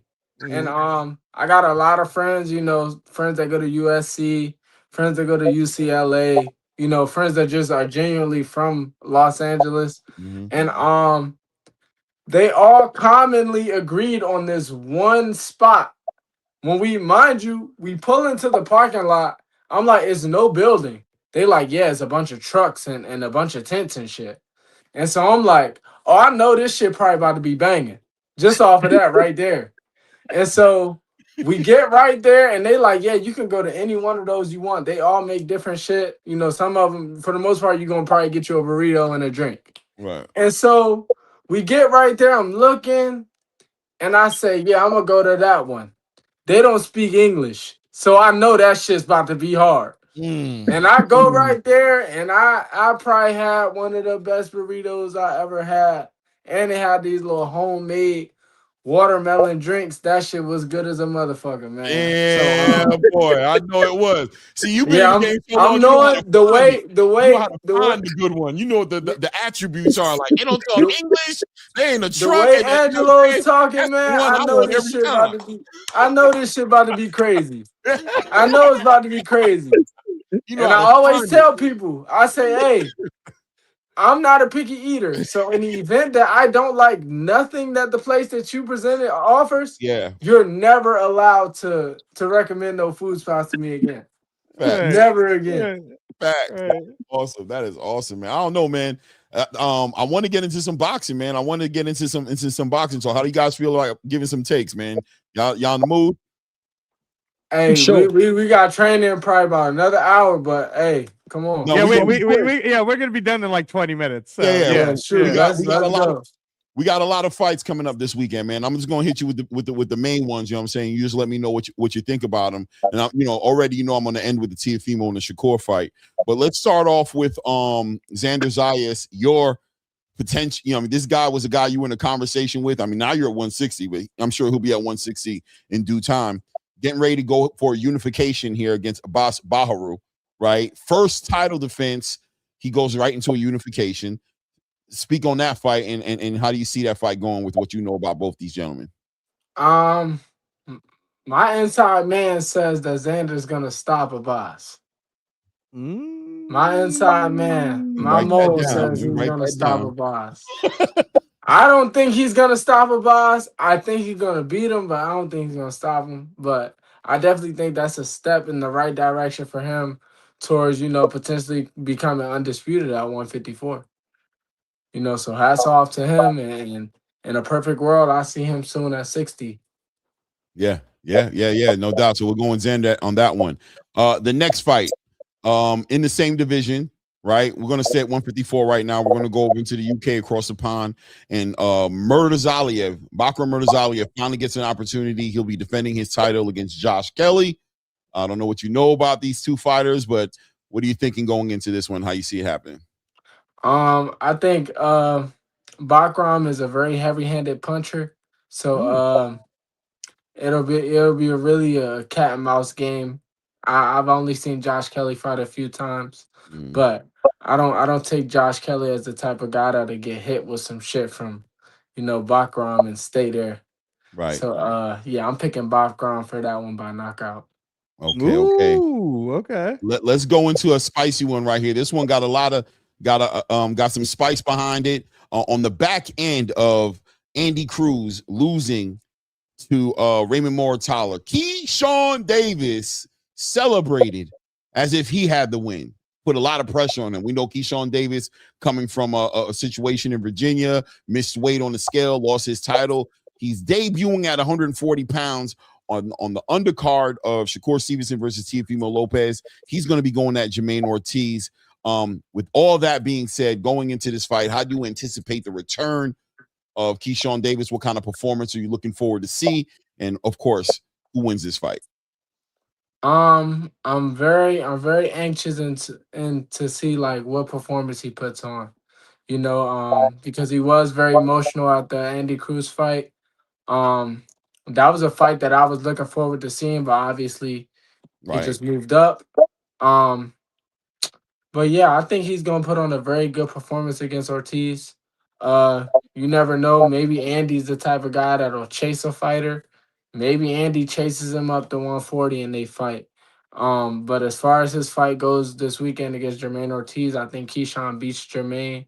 And future prediction, KEYSHAWN, if he looks good against Jamaine, like I think he's gonna look in the future, if Andy were to go up and fight him at 40, hey, is a big difference between a 3-round fight and a 12-round fight. So, I think KEYSHAWN might get at him in a 12-rounder. No doubt. The main event. This is the big one right here, right? SHAKUR Stevenson's been working his whole career to get this opportunity to get the signature win on his record to shut down all the doubters, all the detractors.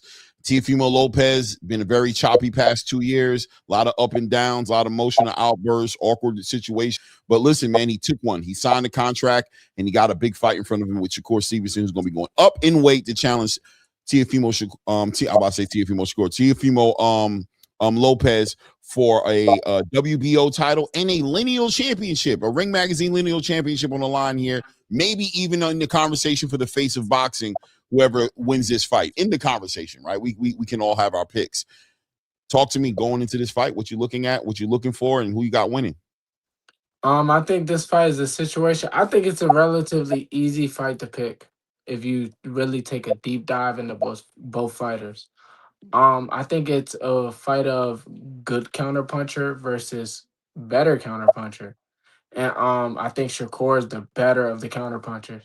Everybody think it's gonna be one of those fights where, oh yeah, TEOFIMO's gonna have to apply a lot of pressure to, make Shakur uncomfortable, similar to the Zepeda fight. But honestly, number one, Shakur's not stupid. Shakur let us know that he will not be fighting like that again. Because although that fight was probably the most entertaining fight of Shakur's career, it was a very dumb fight. He could have boxed him way easier than that and got an easier win. But, feeding into what the fans saying, even his daughter said, Daddy almost got knocked out.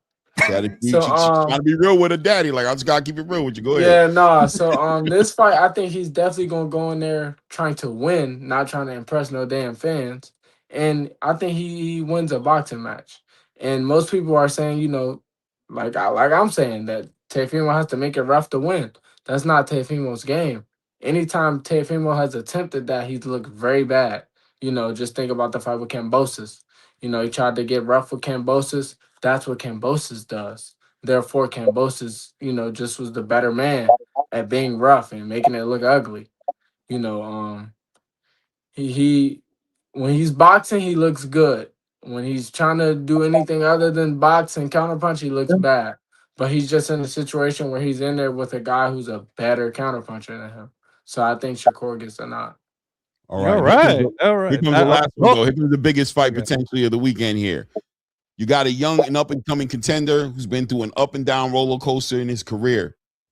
He's been looking for these opportunities. He hasn't been able to find these opportunities. Well, on Sunday night, February 1st, he debuts on the new boxing platform called Zuffa Boxing against a fighter named Roberto CRUZ. Tell me what you're thinking about going into this fight, and how do you think this one ends? This one ends in an amazing fashion. I really can't put words to it, honestly. Like, growing up, I watched the WWE, and Zuffa owns, WWE and all that shit. So it's like, they want a show, they're gonna get a show. Like, it's gonna definitely be on some Jeff Hardy from the top of the stadium shit. To the table?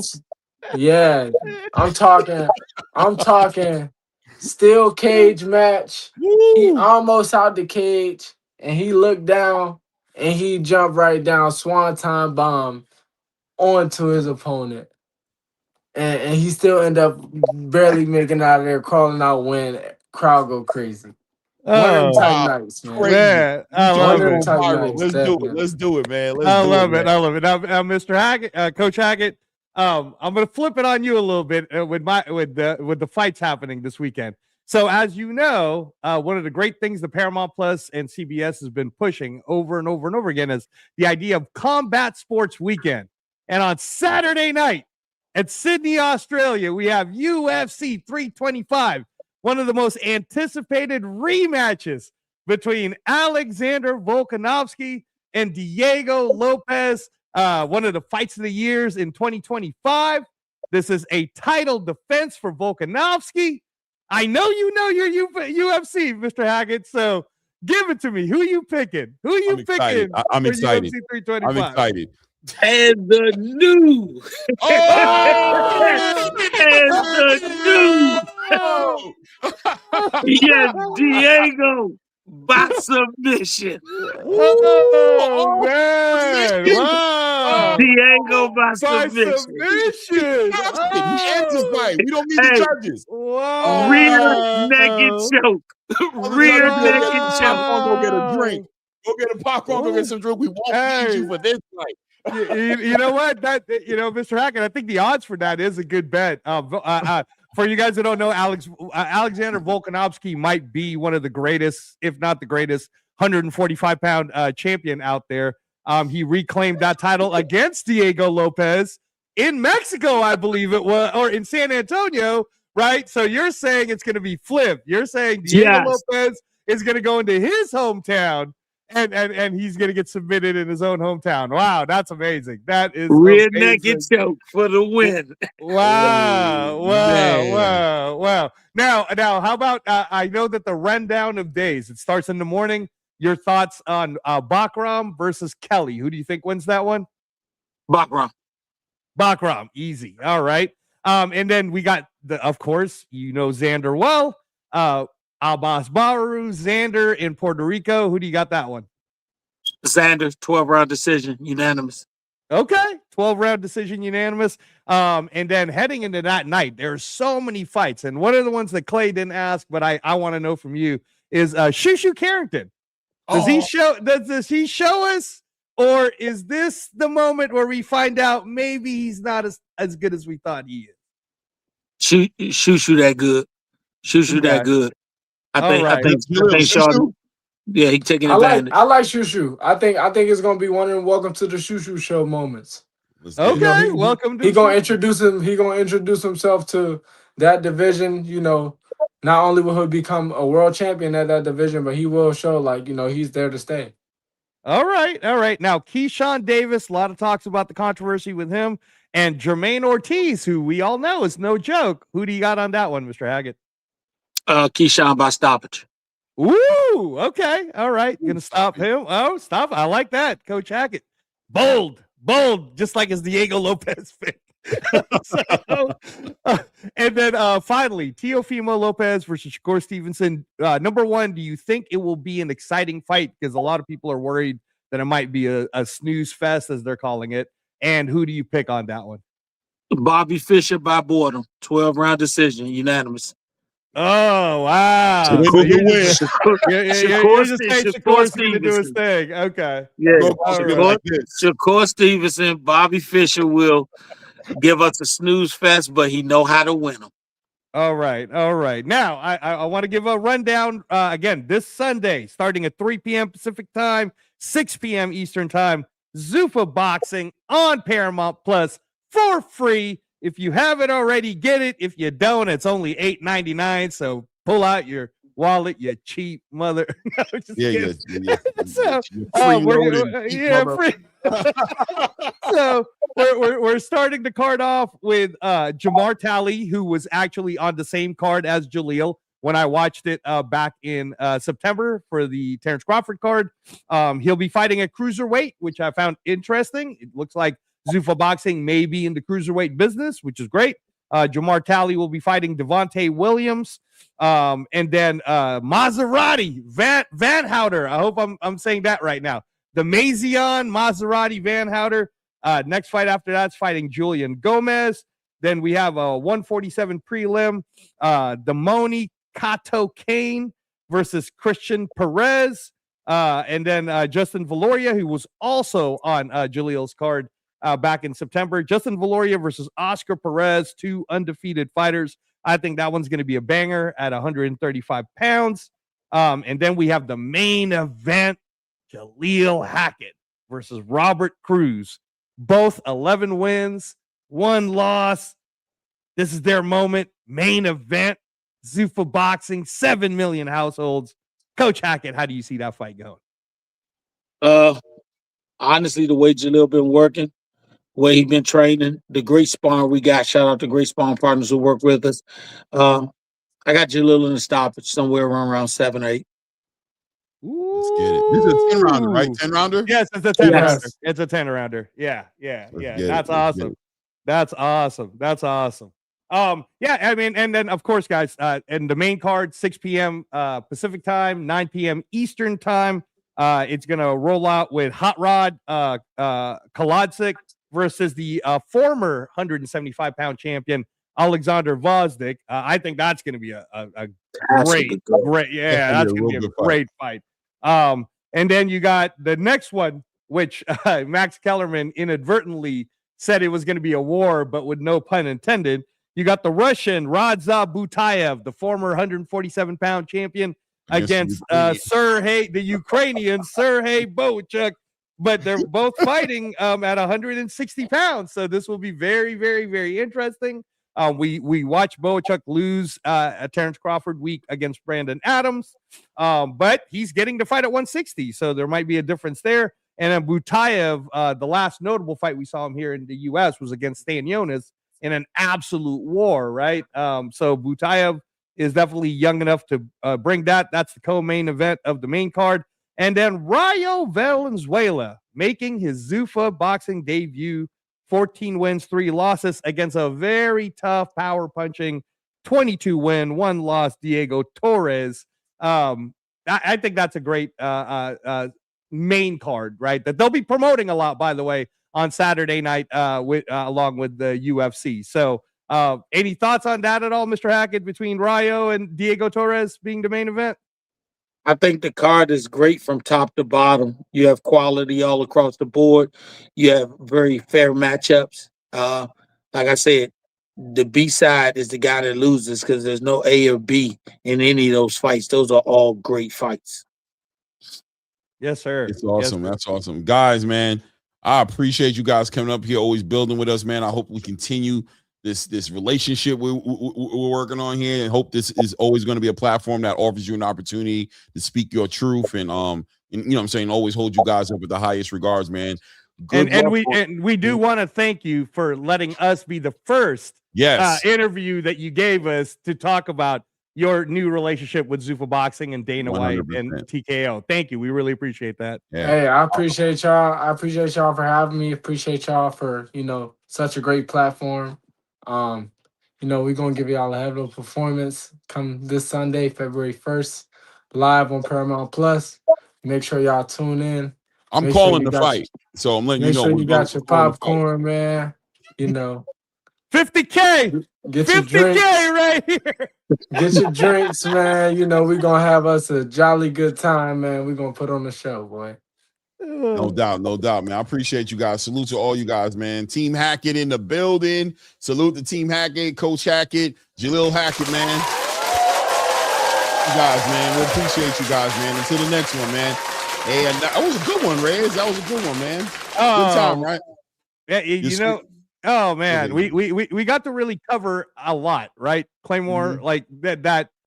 All the things that we've known about, and even Mrs. Van Houter. I hope I'm saying this right. By the time we get you guys, she's gonna get us. We're gonna get them in next week after Mozzie does his thing on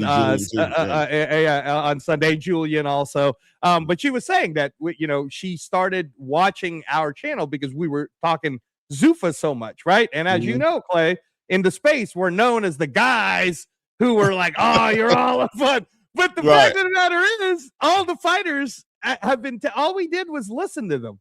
All we did was listen to every single person that were signing these contracts, coming here to Vegas, taking this trip. And now, right? And now you're finding out what we've always been saying. Okay. And Mr. Hackett himself said it. So that was a fun interview with the two. And I got so many comments on the chat saying this is how a father-son duo in boxing should be. That's a serious fact, Angelo. I mean, that's what I was loving. That's what made me ask that question towards the end when Jalil was like, okay, 2 minutes of that, you know what I mean? And I understood, you know what I mean? Because both of them are so they articulate themselves so well and express. When you ask them a question, they're going to give you an all-around answer, and they're going to elaborate into what fueled the answer. And that's what we want, right? As content creators, as people in the space, we want those kind of explanations. But you did see that dynamic is there, man. There was space there for Jalil to grow in that relationship. He's grown into his own man. He has his own mentality. He's had his own experiences. He's matured in an organic way, and he's been able to, look back and see his father's guidance and how that translated in reality in his life, and be like, damn, that, like he said, 90% of the things we've argued about, what I'm saying, he was right about. But more importantly, the father knew to take his hands off his son and allow his son to grow, to experience, to go out there and take risk and be his own man. And when you look at all these father-son collaborations and these dynamics that we look in the boxing space, this is definitely a refreshing thing to see a father and son operating this way. Yeah, no, and you could tell that they're very very tightly wound, and both are humble, but at the same time you can feel that there is a winner's mentality when they speak, right? And I believe you can live in the space of combat sports. You can be both humble and still have the belief that you can beat everybody. And those two is just a perfect example of how you should follow it. I know that Mr. Hackett up there, Coach Hackett, they have a lot of up and coming young people too. I don't want to say too much because they're still getting their legs, but don't be surprised about some of the other fighters that Coach Hackett is training that you'll probably see honestly on Zuffa Boxing going near the end of 2026 and 2027. I think he spoke a little bit about the sparring partners that Jalil's been getting. So I'm excited, Clay. So let's do your predictions before we wrap it up. Zuffa Boxing, you're going to be calling it on Sunday. Again, 3 p.m. Pacific, 6 p.m. Eastern time. Claymore Rain. Make sure you guys come to the YouTube. The best in the business when it comes to calling the fights. I don't know yet if I will be in the arena. I will let you know, Clay, if I am or not. Let's go with Jamar Talley versus Devontae Williams. Who Jamar Talley's 5-0 cruiserweight. Remember, again, he fought the opener on that underdog series and the same one that Jalil was in. Again, we're talking about the Zuffa card right now. Yeah. Okay, I got you. Yeah. I'm not familiar with Jamar Talley like that. Okay. I know he's favored. In the fight. Honestly, I think for me, I'm going to be learning a lot about. That's one thing about Zuffa, right? They're going to be pulling up boxers that you haven't seen in a long time, or you haven't ever seen. Young prospects in their own right. So I'm going to be learning a lot about these fighters as I'm going through it. Obviously I'm familiar with anything from the main event and the prelim card all the way up to no problem. The main event itself, anything on that card. I'm trying to see if there's anybody I know. So here's what I got. The first one, Jamar Talley, he's athletic enough. He's got good jabs, good, understands range, but his performance was lackluster on the underdog series. So this is a chance for him to really show out against Devontae Williams, who's 13 wins, 3 losses. Maserati, man, I'm really looking forward to it. The minute I heard he was with Zuffa, that kid, I'm looking forward to seeing that. That might be a 50K right there, knockout. So definitely picking Maserati. Where's I don't see Maserati on this card. He's the second. He's the second fight. You got to look at the Zuffa poster that's on the Zuffa boxing. Okay. Yeah, I've seen Maserati fight before on MVP, man. Beast. Yeah, beast. Young, tall, reach, power. Yep. Power. I mean, he's checking all those boxes, man. I'm expecting him to have that kind of performance and probably be one of the breakout heavyweights, if not a future heavyweight champion in Zuffa. They're going to develop that kid into something that's going to be a problem for all the heavyweights in boxing. How old is he? 21. Yeah, bro. 21, bro. He's going to be a problem. Yeah, he's going to be a problem. So looking forward to that. Kato Cain versus Christian Perez. That will actually be interesting. That's very 50-50. I'm not sure yet who I'm going to pick. And Justin Valoria, who's 11-0 at 135 pounds, fighting Oscar Perez, who's 14-0. That's going to be a very, very, very 50-50 matchup. I'm leaning Justin Valoria on that because I watched how good he looked on the underdog series. And then other than that, you already know the main events, Clay. So your thoughts on the main before we start closing this out? I'm gonna fly through them because I gotta go. I really do gotta go. It's that time for me. Obviously Jalil Hackett, Roberto Cruz. Listen, man, Jalil said he's going to jump off the top of the cage and land and swan dive into his opponent, who's going to be sitting on the table. That being said, I'm going with Jalil Hackett for this one. I like the stoppage, but this one right here is going to be a competitive fight. Both fighters coming in 11-1. Roberto Cruz took his first loss in his last fight for somewhat of a title. So I'm expecting that to be a real good fight, a real good dance partner for Jalil Hackett, but I got Jalil Hackett taking that win. With Hot Rod versus Alexander Voznik. Listen, Alexander Voznik, that guy, we remember him for what he did with Artur Beterbiev. And then we also, of course, remember what he had going on with David Benavidez. Seems to be on his way out the door somewhat to me, just kind of like long in the tooth, maybe taking it a little too far. I don't know. This fight, the age might catch up with him in this fight right here. Hot Rod is not too far behind him, but Hot Rod seems like he has more of a career in front of him. He'll be boxing. He'll be using that slickness, sitting on that jab, using that reach. He'll stay away from Voznik and take advantage of Voznik's lack of athleticism. You know what I'm saying? That's left in him because he's old. And I'm going to give Hot Rod this fight. We'll see what happens. Serhii Boachuk versus Butayev. Listen, man, Boachuk has been looking for an opportunity to do things. Some people say he got cheated in that Virgil Ortiz fight. He got in the ring with what's my guy's name? Brandon Adams. Derailed him a little bit. It seems like he's always been there. I mean, we've seen him with Ishmael Davis as well. Have a great performance there. He got derailed, though, more importantly, by Brandon Adams. So this one right here, man, I think Boachuk is his time, man. I think he's had some bad timing, some bad opportunities with Brandon Adams, just having to be somebody who really knows who he is, and something about those relationships when you fight somebody who just has your card. Brandon Adams probably checks the boxes as one of those kind of fighters. Butayev is a great opponent. Oh man, I'm gonna go with Boachuk on this one, man. I think it's his time, man. I think it's his time. But Butayev is a soldier as well, man. Very interesting, though, the whole Russian-Ukraine thing going on behind this one, man. That kind of puts a little bit of spice on the end of it. Jose Valenzuela versus Diego Torres Nunez. Bro, I'm telling you, bro. I don't know. Jose might get clipped in this one, bro. I'm going to be real with you now. I don't even lie to you, bro. This one right here, I'm definitely 50-50 on. I don't know who wins this one. I mean, I think the name on the page is Jose Valenzuela. Everybody knows who Rayo is because of the fight he had with Eastside Pitbull Cruz, or, the great knockout of the year candidate he had against Chris Colbert. But we've seen him get exposed with Gary Antoine Russell, and we know that he's not one-dimensional, but he's not multi-dimensional as much as maybe two-dimensional, right? We know he can be slick if he's motivated to. He's not going to be coming in the ring with Robert Garcia this time around. He's going back with his old trainers he was working with in Seattle, so he switched again. He went from Jose Benavidez to Robert Garcia. Now he's with another coach. I don't know, man. It's a lot of moving around, you know what I'm saying? And Diego Torres is a live dog. This fight's probably going to be the fight I'm looking forward to seeing the most, even though I want to see Jalil Hackett do his thing. I think as far as competitive, I think people are sleeping because they're not too familiar with Diego Torres. Don't be shocked.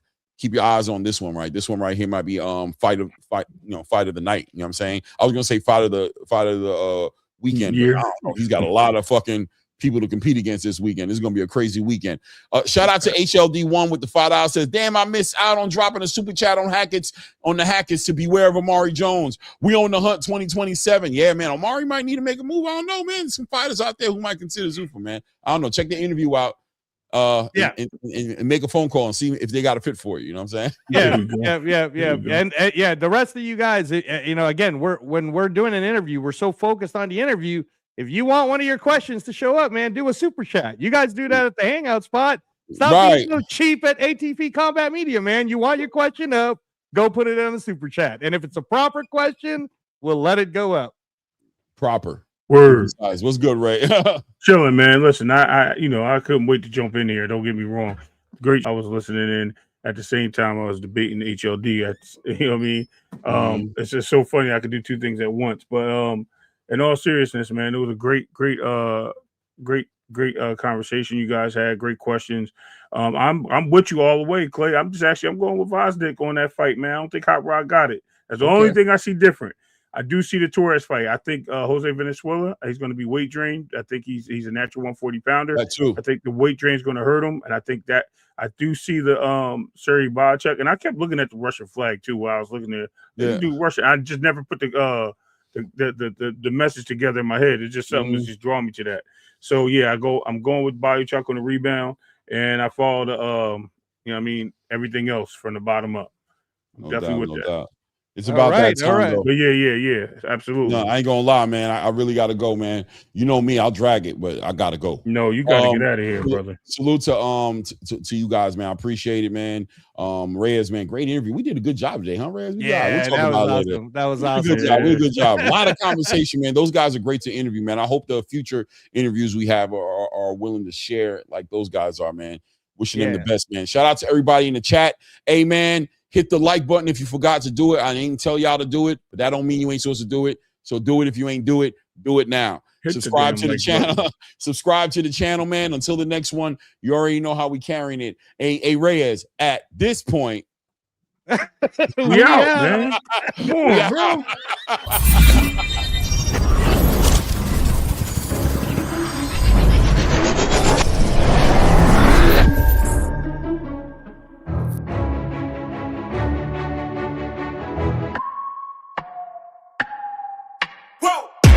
Who knew I would make it this far? They hated, they never believe me.